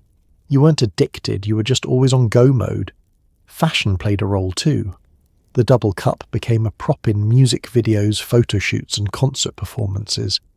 It was always visible, always present, like a microphone or a piece of jewellery. Styrofoam cups with purple liquid became as iconic as sagging jeans or grills. Clothing brands even started printing lean-themed designs, cartoon purple cups, syrup bottles, codeine references. You could literally wear your support for lean culture on your chest. The normalization extended beyond rap. Lean reference popped up in mainstream pop culture, TV shows, movies, memes. Celebrities outside of hip-hop started experimenting with it, posting cryptic references, getting caught up in the hype.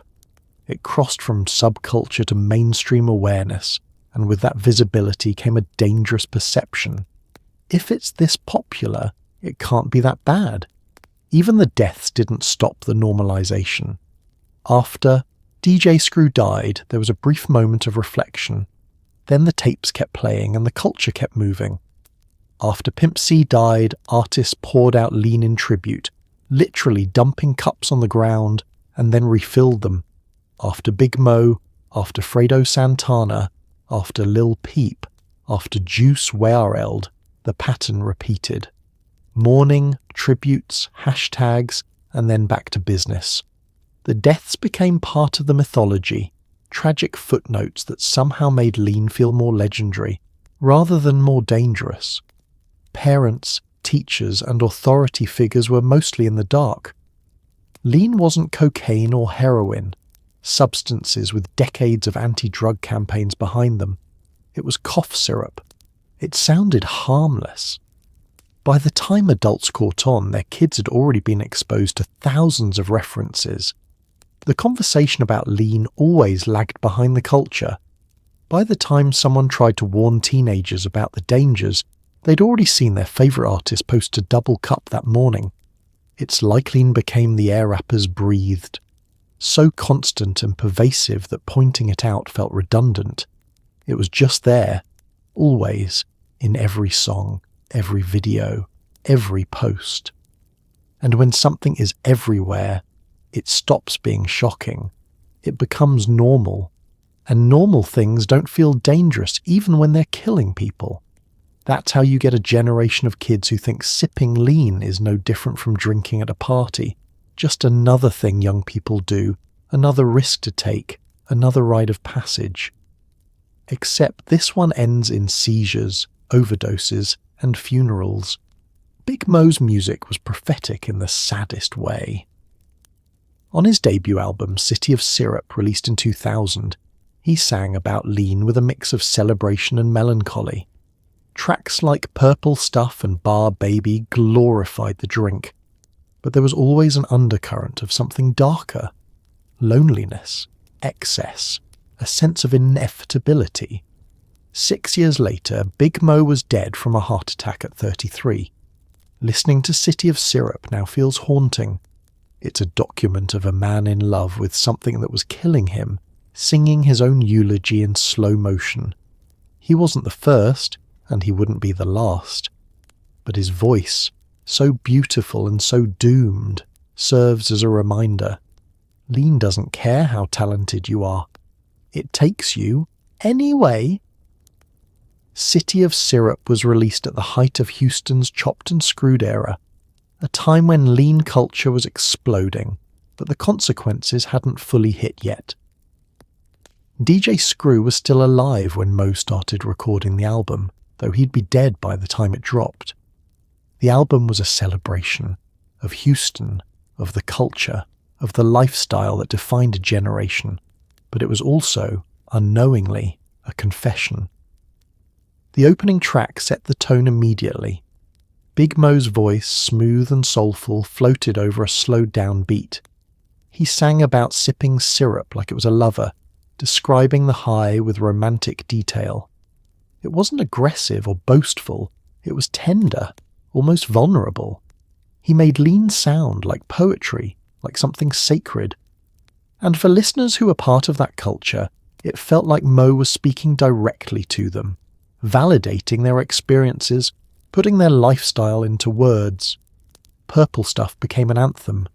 The hook was simple, catchy, and impossible not to sing along to. Mo crooned about the colour, the feeling, the culture, the whole aesthetic. It played at parties, in cars, on radio stations. It was everywhere. But if you listened past the hook, the verses told a different story. Mo sang about needing the syrup, about not being able to function without it, about how deeply it had embedded itself into his life. He wasn't bragging, he was admitting dependency. But the production was so smooth, his voice so beautiful, that the warning got lost in the vibe. Bear Baby, another standout track, was even more explicit. Bear was slang for the barcode on prescription syrup bottles, a cheeky reference that insiders understood immediately. Mo sang about being a bar baby, someone whose entire identity was tied to lean. He described the ritual of pouring up, the sensation of sipping, the slow descent into the high. Again, it sounded celebratory, but beneath it was a man admitting he was trapped. The album's production, handled by some of Houston's best, including Mr. Lee and Michael 5000 Watts, was pure chopped and screwed, slow, heavy, hypnotic. Every beat dragged, every sample was pitched down, every sound was designed to enhance the lean experience. Listening to City of Syrup while sipping was the intended experience, and thousands of fans did exactly that. The album wasn't just music, it was a soundtrack to getting high. But what makes City of Syrup so haunting in hindsight is how clearly Mo predicted his own fate. Track after track, he sang about excess, about not being able to stop, about the syrup taking over his life. He wasn't hiding it. He was documenting it, archiving his own downfall in real time, and nobody stopped him, nobody intervened. The label released the album, DJs played it, fans celebrated it. Big Mo became a star, and lean was at the centre of his identity. 6 years later, he was gone. Heart attack, 33 years old. This same heart that had pumped blood through his body while he sang those beautiful melodies gave out weakened by years of codeine abuse. When news of his death broke, fans returned to City of Syrup, listening with new ears. Suddenly, the lyrics that once sounded like celebrations felt like warnings. The album that had been a party soundtrack became a memorial. It's like Big Mo wrote his own obituary and set it to music, gave it a beat, and asked us to dance to it. We did. We sang along, we memorized the hooks, we poured up to his voice, and when he died, we acted surprised, like we hadn't heard him tell us exactly what was going to happen. City of Syrup isn't just an album, it's a time capsule, a prophecy, a tragedy wrapped in beautiful melodies. And every time someone presses play, Big Mo's voice comes back, smooth and mournful, still sipping, still singing, still warning us from beyond the grave. As lean's popularity exploded, so did the legal consequences. Pharmacies tightened restrictions on codeine prescriptions. Some states banned over-the-counter sales entirely. Doctors faced prosecution for overprescribing. In Houston, pharmacy robberies became so common that stores installed bulletproof glass and security guards. The DEA launched investigations into illegal distribution networks. Celebrities were arrested for possession. Lil Wayne, among others, faced legal trouble linked to his lean use. But the crackdown didn't stop demand. It just drove the market underground. People turned to fake syrup, ordering bottles online from unregulated sources. Some of these knockoffs contained fentanyl, the same opioid that killed Prince and thousands of others. The legal battle against lean was noble in theory, but in practice it just made the drug more dangerous. The crackdown began in earnest in the mid-2000s as healthcare providers and law enforcement finally recognized lean as a serious public health crisis. The DEA reclassified promethazine with codeine, making it harder to prescribe and easier to prosecute those who distributed it illegally. Suddenly, doctors who'd been writing scripts freely found themselves under scrutiny. Medical boards launched investigations. Some physicians lost their licenses. A few faced criminal charges for running pill mills disguised as legitimate practices. Pharmacies became fortresses. In Houston, Atlanta, and Memphis, cities where lean culture was strongest, pharmacy robberies spiked dramatically. Thieves weren't after cash or painkillers like OxyContin. They wanted codeine syrup specifically, knowing they could flip a single bottle for hundreds of dollars on the street.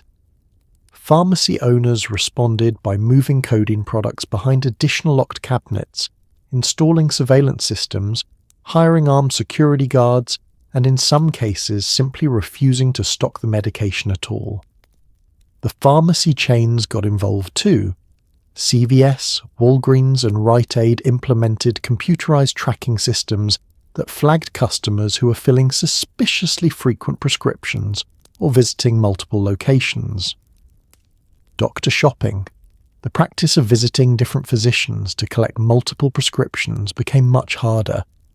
The systems could see your prescription history across the entire chain, making it nearly impossible to game the system. Some states went even further, requiring prescriptions to be submitted electronically rather than on paper, eliminating the ability to forge or alter prescriptions. Others limited the quantity that could be prescribed at one time, or required patients to show ID and sign for controlled substances. Texas, ground zero for lean culture, implemented some of the strictest regulations in the country. But every restriction created a new problem. As legitimate sources dried up, the black market exploded. Street prices skyrocketed. A pint of Actavis promethazine with codeine, which might have cost $30 with insurance at a pharmacy, could sell for $500 or more on the street. The economics attracted organized crime. Gangs that had previously focused on cocaine or marijuana pivoted to prescription syrup, recognizing the profit margins and lower legal risks. Smuggling operations ramped up. Entrepreneurs made runs to Mexico, where codeine products were available over the counter, then brought them back across the border in bulk. Some set up mailing operations, shipping bottles hidden in packages labelled as shampoo or vitamins.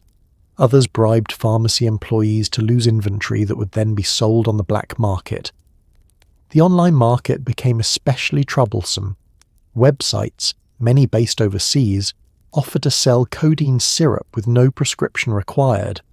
Some were obvious scams, others delivered exactly what they promised, bottles that looked legitimate, with proper labels and pharmaceutical markings. The problem? Many were counterfeit, manufactured in clandestine labs with unknown ingredients. Some contained no codeine at all. Others were dangerously potent, mixed with fentanyl to increase effects and cut costs. Law enforcement tried to keep up. The DEA ran stings, arresting dealers and shutting down distribution networks. Local police raided trap houses and confiscated bottles. Courts handed down sentences, but for every dealer arrested, 2 more popped up. The demand was simply too high and too consistent. Celebrity arrests made headlines but did little to deter use. When Lil Wayne's tour bus was raided and bottles were found, he faced charges but ultimately continued his career with minimal consequences. Other artists had similar experiences, arrests, charges, probation, fines, but rarely jail time, and never enough to actually stop the behaviour. Perhaps the most troubling development was the rise of counterfeit syrup laced with fentanyl. Fentanyl, a synthetic opioid 50 times more potent than heroin, was cheap to manufacture and easy to mix into fake formulations. Dealers could create lean that was far more powerful than the real thing, using a fraction of the ingredients. But fentanyl is also incredibly dangerous. A dose the size of a few grains of sand can be lethal. Users who thought they were sipping regular lean were actually consuming something far deadlier, with no way to know until it was too late. It's like the legal system tried to build a wall around lean, thinking restrictions and prosecutions would make it go away. Instead, they just pushed the culture deeper underground, into darker corners where regulation didn't exist and danger multiplied. The pharmacies got their bulletproof glass, the doctors got their DEA audits, and the users?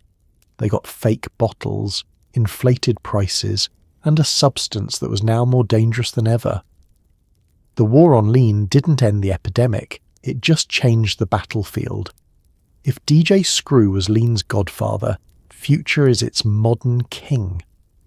The Atlanta rapper built an entire career on themes of excess, heartbreak, and drug use.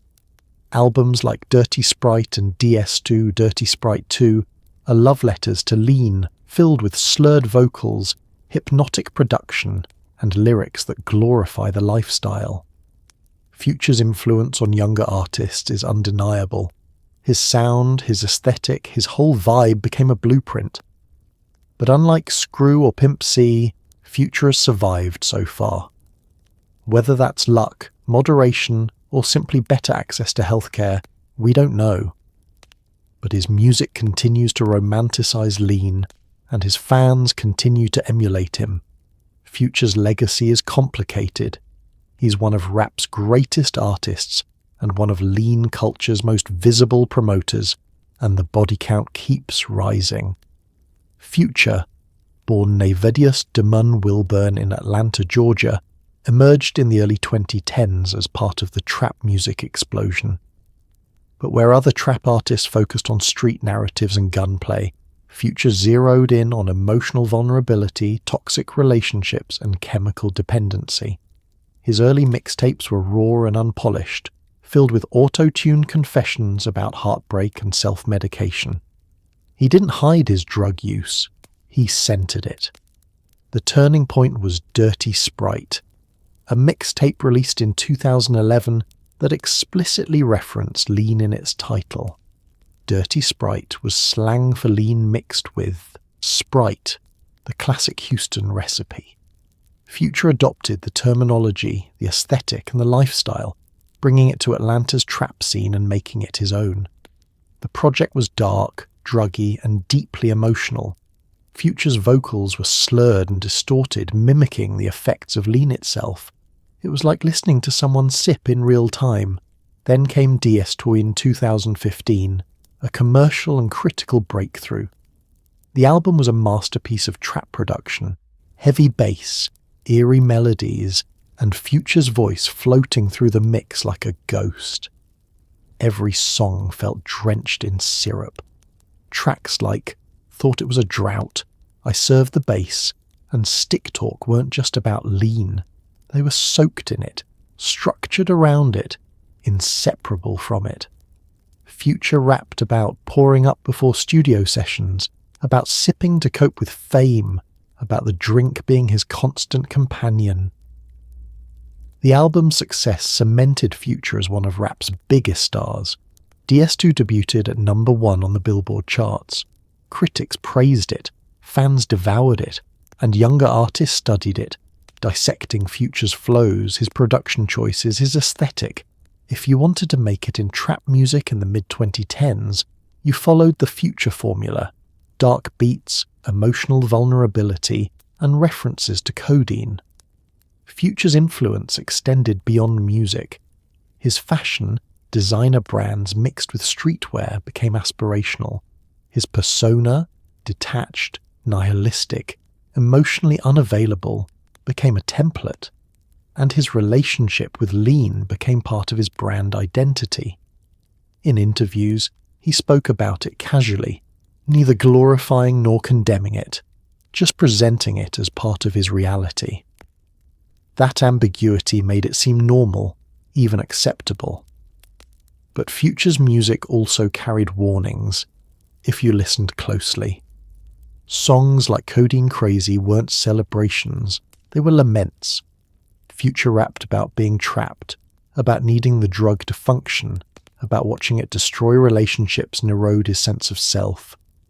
Lines about trying to quit, about feeling sick, about recognizing the damage, they were all there. But the production was so beautiful, his delivery so hypnotic that the warnings got lost in the haze. Unlike many of his peers, Future has survived into his 40s. He's still releasing music, still touring, still relevant. Whether he still uses lean as heavily as his music suggests is unclear. Artists have been known to maintain an image long after the reality has changed. But his survival has created a dangerous perception that you can sip lean for decades and be fine, that the deaths of DJ Screw, Pimp C, Big Mo, Fredo Santana and Juice WRLD were anomalies, not warnings. Future's younger fans see him as proof that lean is manageable, that you can use it recreationally without consequences. They download DS2, they quote his lyrics, they post photos with double cups, they call themselves Future Hive. And when someone dies, they mourn briefly and then go back to streaming Codeine Crazy, convinced it won't happen to them because Future's still here. It's like Future became the living embodiment of lean culture's contradiction, incredibly talented, deeply troubled, successful despite the poison, celebrated because of it. He's given the world some of trap music's most innovative albums. He's also given them a roadmap to destruction, dressed in designer clothes and auto-tuned melancholy. And the scariest part, he might be one of the lucky ones. For every Future who survives, there are dozens of fans, aspiring artists, and casual users who don't. They follow the blueprint right into the ground, wondering too late why their ending didn't match his. Mac Miller's death in September 2018 wasn't directly caused by lean, but it fits the same tragic pattern. Mac, like so many rappers, struggled with substance abuse, lean, pills, alcohol, cocaine. He was open about his demons, rapping about them with raw honesty. But on September the 7th, 2018, Mac overdosed on a combination of fentanyl, cocaine and alcohol. The fentanyl was unknowingly mixed into counterfeit oxycodone pills he'd purchased. Mac's death wasn't about lean specifically, but it was about the same culture of excess, the same normalization of drug use, the same belief that you could outrun the consequences. He was 26. His death, like Juice WRLD's, like Lil Peep's, reminded us. The line between recreation and tragedy is razor thin. Mac Miller, born Malcolm James McCormick in Pittsburgh, Pennsylvania, was a different kind of rapper. He came up through the early 2010s mixtape scene, building a fan base with laid-back beats, clever wordplay, and an approachable persona. His early work was fun and light-hearted, college party anthems about drinking, smoking weed, and enjoying youth. But as he matured, so did his music. He got darker, more introspective, more honest about his struggles. By his mid-20s, Mac was battling serious addiction. He'd moved beyond weed and alcohol into prescription pills, lean, and cocaine. His music reflected the shift. Albums like Watching Movies with the Sound Off and The Divine Feminine showed an artist wrestling with depression, anxiety, and dependency. He rapped about using substances to cope, about feeling hollow despite success, about the internal war between wanting to quit and needing to use. Mac's relationship with Ariana Grande brought his struggles into the public eye. When they dated, fans watched him try to get clean, attending rehab and talking about sobriety. When they broke up in May 2018, fans watched him relapse. Ariana later faced unfair criticism, with some blaming her for leaving him during his struggles. But addiction doesn't work that way. It's not one person's responsibility to save another. In the months following the breakup, Mac's use intensified. Friends later said he was struggling, using more frequently, isolating himself. He was still making music. His final album, Swimming, was released in August 2018, but behind the scenes he was drowning. The album's title was tragically appropriate. Mac was swimming, trying to stay afloat, but the current was too strong. On September 7th, 2018, Mac was at his home in Los Angeles. He'd been working in his studio, making music, living his life. At some point that day, he took what he thought were legitimate oxycodone pills. They weren't. They were counterfeit, pressed in someone's garage or basement, designed to look real, but filled with fentanyl. Mac had no way of knowing. He took the pills, thinking he was taking something he had taken before, something he could handle. The fentanyl overwhelmed his system immediately. Combined with the cocaine and alcohol already in his bloodstream, it shut down his respiratory system. He collapsed. His assistant found him the next morning, unresponsive in his bedroom, positioned in a prayer pose. He'd been dead for hours. He was 26 years old. The toxicology report later revealed the deadly cocktail: fentanyl, cocaine, and alcohol. But it was the fentanyl that killed him, and he hadn't known it was there. That's what made Mac's death so devastating and so representative of the new reality. This wasn't about knowingly taking too much. This was about taking what you thought was a routine dose and dying because someone laced it with poison for profit. Law enforcement eventually arrested the dealer who'd sold Mac the counterfeit pills. Text messages showed Mac asking for perks, Percocet, and the dealer delivering fentanyl-laced counterfeits instead. The dealer was convicted and sentenced to over 17 years in prison. But no prison sentence could bring Mac back or undo the cascade of grief his death caused. Mac's death devastated the music community. Artists across genres mourned. Chance the Rapper, J. Cole, Travis Scott, Post Malone, John Mayer. His funeral was private, attended by close friends and family, including Ariana Grande. Fans held vigils in Pittsburgh, Los Angeles, and cities worldwide. His music streamed billions of times in the days and weeks following his death, listeners searching his lyrics for meaning, for closure, for understanding. What Mac's death illustrated, alongside Lil Peep and Juice WRLD, was the evolution of the crisis. Lean had been the foundation, the entry drug that normalized opioid use in hip-hop.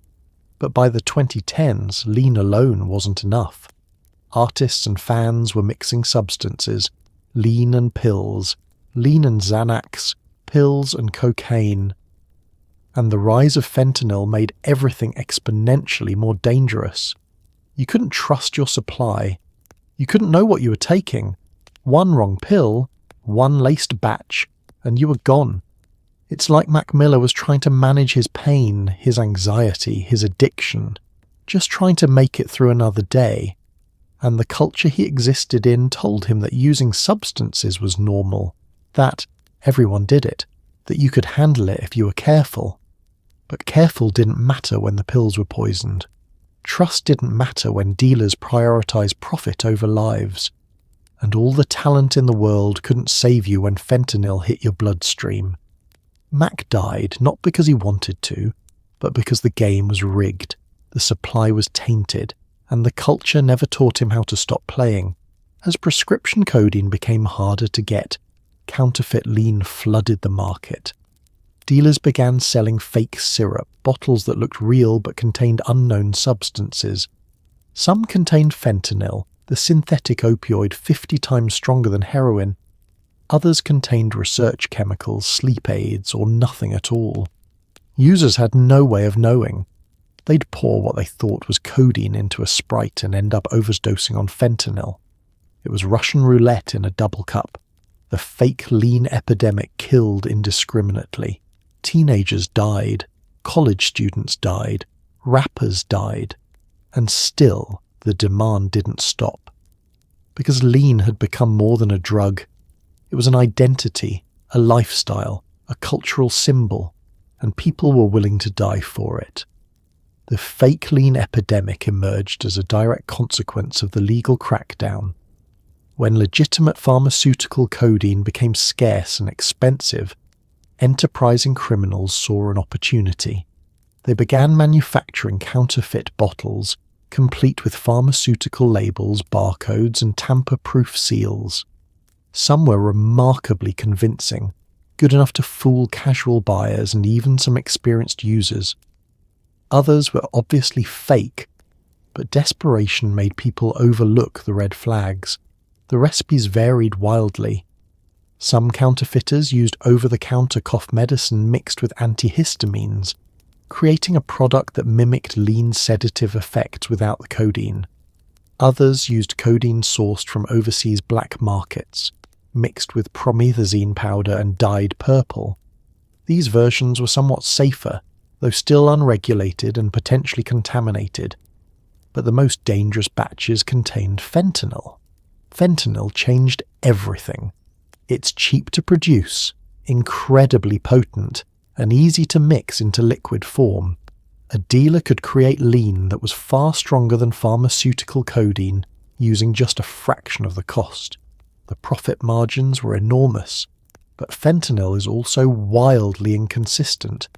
Mixing it properly requires precision equipment and pharmaceutical knowledge. Street dealers had neither.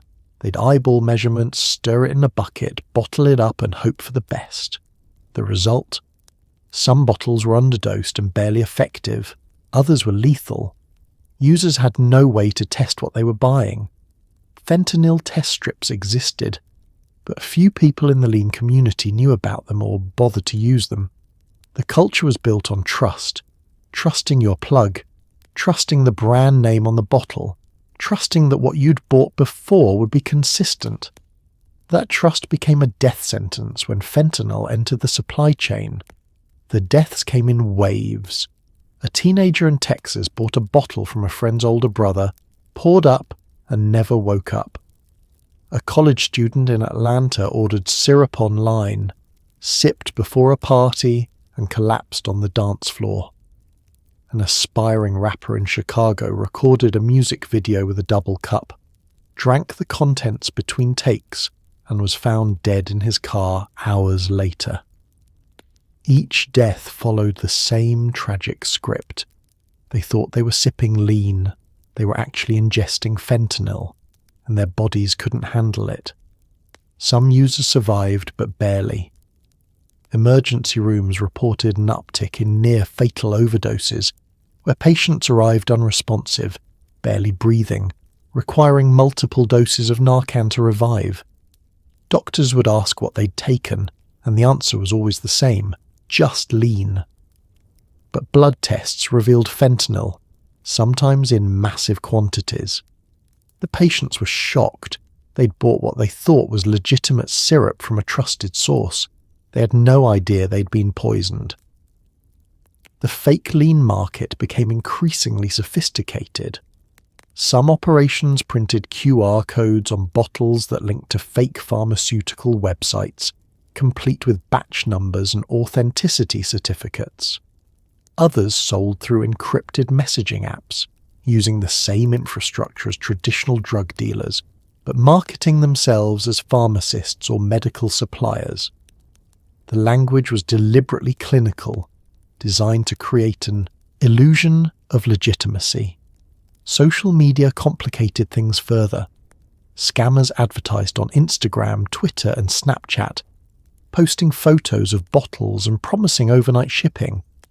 Some were legitimate black market suppliers, others were exit scams. They'd take payment via Cash App or Bitcoin and never ship anything. And some shipped bottles filled with food colouring and cough syrup, harmless but useless. The digital marketplace made fake lean accessible to anyone with a smartphone and a mailing address. Law enforcement struggled to respond. The counterfeit lean market was decentralised, operating across state lines and international borders. Shutting down one supplier meant 10 more popped up. And because the product looked pharmaceutical, it was easy to disguise and difficult to prosecute. Dealers claimed they didn't know the bottles were fake, that they'd been scammed too. Prosecutors had to prove intent, which was nearly impossible. The cultural refusal to acknowledge the problem made it worse. Even as deaths mounted, many in the lean community denied that fake syrup was widespread. They insisted they could tell the difference, that their plug was reliable, that fakes were only a problem for amateurs. This false confidence kept people sipping, kept people buying, kept people dying. It's like the fake lean epidemic turned what was already dangerous into a literal game of chance. You might pour up and feel the familiar high, or you might pour up and stop breathing. There was no way to know until it was too late. The double cup that once symbolized culture and belonging had become a loaded gun, and every sip was pulling the trigger. And still, people kept pouring, kept sipping, kept gambling, because walking away felt impossible. The culture had them, and it wasn't letting go. Not every rapper sipping lean ended up dead. Some survived, barely. Some quit. Danny Brown, A$AP Rocky, and Schoolboy Q have all spoken publicly about their struggles with lean and other substances. Schoolboy Q in particular was brutally honest, admitting that lean had him stuck for years. He described feeling dependent, sick, and trapped in a cycle he couldn't break. Eventually he quit. Not easily, but permanently. These survivors are rare, and their stories are important. They prove that escape is possible, but they also reveal how hard it is. Lean's grip is physical and psychological. Quitting means facing withdrawal, cravings, and the loss of something that felt like part of your identity. Not everyone makes it out.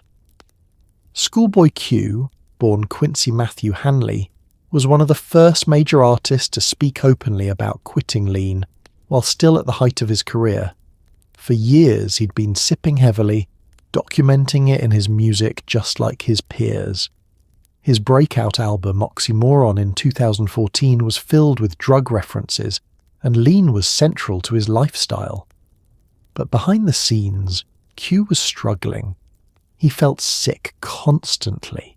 His body was breaking down, and he had a daughter watching him, a reason to live that was bigger than the high. In interviews around 2016, Q started talking about quitting. He didn't sugarcoat it. He described lean as an addiction that had consumed him for years. something he couldn't imagine life without. He talked about the physical withdrawal, nausea, sweating, insomnia, the feeling that your body was eating itself from the inside, and the psychological withdrawal, the anxiety, the depression, the void left by removing something that had become your coping mechanism. Q quit cold turkey, which doctors generally don't recommend for opioid dependency, but he made it work through sheer willpower and support from family. He's been open about how hard it was, how many times he almost relapsed, how tempting it was to pour up just one more time. But he stayed clean, and his music evolved. Albums like Crash Talk reflected a more sober perspective, still authentic but less self-destructive. Danny Brown's story was similar. The Detroit rapper was known for his chaotic energy, wild performances, and heavy drug use: Adderall, Molly, lean, alcohol. His music celebrated excess, but by his mid-30s, Brown realized the lifestyle was unsustainable. He entered rehab, got sober, and released You Know What I'm Sayin' in 2019, an album that dealt explicitly with recovery and sobriety. Brown was honest about the challenges, the boredom of sobriety, the struggle to create music without chemical assistance. But he also talked about clarity, health, and being present for his daughter. Hap Rocky took a different approach. While he'd experimented with lean and referenced it in early music, Rocky eventually distanced himself from it publicly. In interviews, he described watching friends struggle with addiction and deciding he didn't want that life. He shifted focus to psychedelics and cannabis, substances he considered less dangerous. Rocky's survival strategy was prevention, recognizing the trap before falling too deep. But for every survivor, there are countless others still trapped. The challenge with quitting lean is that it's not just physical, it's cultural. Your entire friend group might be sipping. Your creative process might be built around it. Your identity as an artist might feel tied to it. Walking away means leaving behind a community, a lifestyle, a version of yourself. The withdrawal is brutal. Opioid withdrawal feels like the worst flu you've ever had, multiplied by 10. Your body aches. You can't sleep, but you're exhausted. You're nauseous, but can't eat. You sweat through your clothes. Your anxiety spikes. And worst of all, you know that one sip would make it all stop. That's the psychological trap. Relief is always just a cup away. Resisting that temptation requires support, resources, and a reason to fight that's stronger than the addiction. Many artists who quit lean did so only after a major health scare, a seizure, a hospitalization, a near-death experience. The body has to fail catastrophically before the mind accepts that change is necessary, and even then relapse is common. The statistics on opioid addiction recovery are grim. Most people relapse multiple times before achieving lasting sobriety, if they ever do. It's like the survivors are war veterans, carrying scars from a battle most people don't understand. They escaped lean, but it wasn't clean or easy or guaranteed. They fought through withdrawal, through cravings, through a culture that kept offering them the poison, and they're the lucky ones. For every schoolboy Q who makes it out, there's a juice rod who doesn't. The difference between survival and death often comes down to timing, to having one more reason to quit than reasons to keep using, to getting scared before it's too late. The survivors remind us escape is possible, but the graveyard reminds us how rare it is. So tonight, as you drift off to sleep, maybe take a moment to think about the double cups, the slowed down beats, and the voices that went silent too soon. Think about DJ Screw in his Houston studio, headphones on, turntables spinning, creating a sound that would define a generation while sipping the very thing that would end him at 29. Think about Big Mo singing love songs to a drink that was slowly stopping his heart. Think about Pimp C warning everyone about the devil in the syrup while he couldn't stop pouring. Think about Juice WRLD freestyling for hours, his genius on full display, his demons hiding in every bar, until one desperate decision at an airport took it all away at 21. The history of lean is a story of creativity born from pain, of artists trying to slow down a world that moved too fast, of communities finding identity in a purple drink that promised escape but delivered something far darker. It gave us some of the most innovative, influential, and emotionally raw music hip-hop has ever produced. Chopped and Screwed changed how we think about tempo, about space, about the relationship between sound and feeling. Future, Lil Wayne, and countless others built entire careers on the aesthetic, the lifestyle, the slow-motion swagger that lean provided. But that same drink left behind a trail of bodies that stretches from 1990s Houston to today. DJ Screw, Big Mo, Pimp C, Fat Pat, Big Hawk, Fredo Santana, Lil Peep, Juice WRLD, Mac Miller, and so many others whose names never made headlines but whose families still mourn. Teenagers who wanted to be like their favourite rappers. College students who thought they were just experimenting. Aspiring artists who believed the lifestyle was part of the package. All gone, all too soon, all because a culture glorified something poisonous and called it cool. Lean didn't just take lives, it took futures, albums that will never be recorded, verses that will never be written, families that will never be whole again. And for what? For a high that lasts a few hours? For a feeling, a floating that always ends with crashing? For a culture that celebrated you while you were sipping and mourned you when you died, then moved on to the next artist, the next cup, the next tragedy? The saddest part is that almost everyone who died from lean knew it was dangerous. They rapped about it, talked about it in interviews, admitted they were addicted and couldn't stop. Pimp C called it the devil. Juice WRLD predicted his own death in his lyrics. Lil Wayne had seizure after seizure and kept sipping.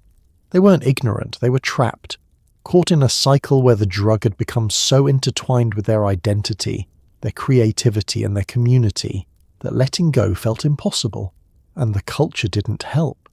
It rarely does. The music industry profited from their pain, releasing albums filled with drug references and doing nothing to intervene when artists were clearly struggling. Fans celebrated the aesthetic, reposting double cup photos and streaming the music without understanding the cost, and the next generation watched it all happen, saw the deaths, heard the warnings, and decided to try it anyway because their favourite artist made it look so cool. But here's what the music videos never show you. The hospital rooms, the worried families, the seizures that leave you convulsing on the floor, the organs shutting down one by one, the moment when your body finally says enough and there's no coming back. They don't show the funerals, the mothers crying over closed caskets, the younger siblings left behind wondering why their brother or sister chose a drink over staying alive. They don't show the regret in those final moments, if there even are final moments, if you're lucky enough to be conscious when it happens. Lean culture is still alive. Future's still making music. Travis Scott's still referencing it. Younger artists are still pouring up, still posting the double cups, still believing they'll be the exception, the one who can handle it, the one who won't end up another statistic. The pharmaceutical companies have discontinued some brands. The DEA has tightened regulations, and pharmacies have installed bulletproof glass, but the demand hasn't stopped, which means the supply hasn't stopped, which means the deaths haven't stopped. Maybe that's the cruelest part of this history, that it's not really history at all, it's still happening. Right now, somewhere, someone is pouring up for the first time, convinced they can control it. Someone else is mixing lean with pills, unaware that one of them is laced with fentanyl, and someone else is taking their last sip, not knowing it's their last, thinking they have tomorrow to quit, to change, to choose life over the high. So as you close your eyes tonight, safe in your bed, far removed from the streets of Houston, or the studios of Atlanta, or the tour buses where so many young artists took their final breaths, maybe feel a little bit grateful. Grateful that you're not trapped in that cycle. Grateful that you have tomorrow. Grateful that the thing you reach for to cope with pain isn't slowly killing you, or at least not as quickly, not as visibly. And maybe, if you're feeling generous, send a little bit of peace into the universe for the ones who didn't make it out. For Screw, spinning records in heaven, finally at rest. For Big Mo, singing somewhere his heart doesn't hurt. For Juice WRLD freestyling in eternity. For all the artists who turned their pain into art, who gave us music that will live forever, even though they couldn't. Because history may be tragic, and lean culture may be deadly, but it's also a reminder that people are complicated, that creativity and self-destruction can coexist, and that sometimes the most beautiful art comes from the darkest places. The music they left behind will continue to play, slowed down and chopped up, echoing through car speakers and headphones for generations to come. And maybe, just maybe, someone will listen closely enough to hear not just the beats and the hooks, but the warnings hidden in every bar. Sleep well, and if you wake up tomorrow with a clear head and a beating heart, remember, that's a gift not everyone got. Good night.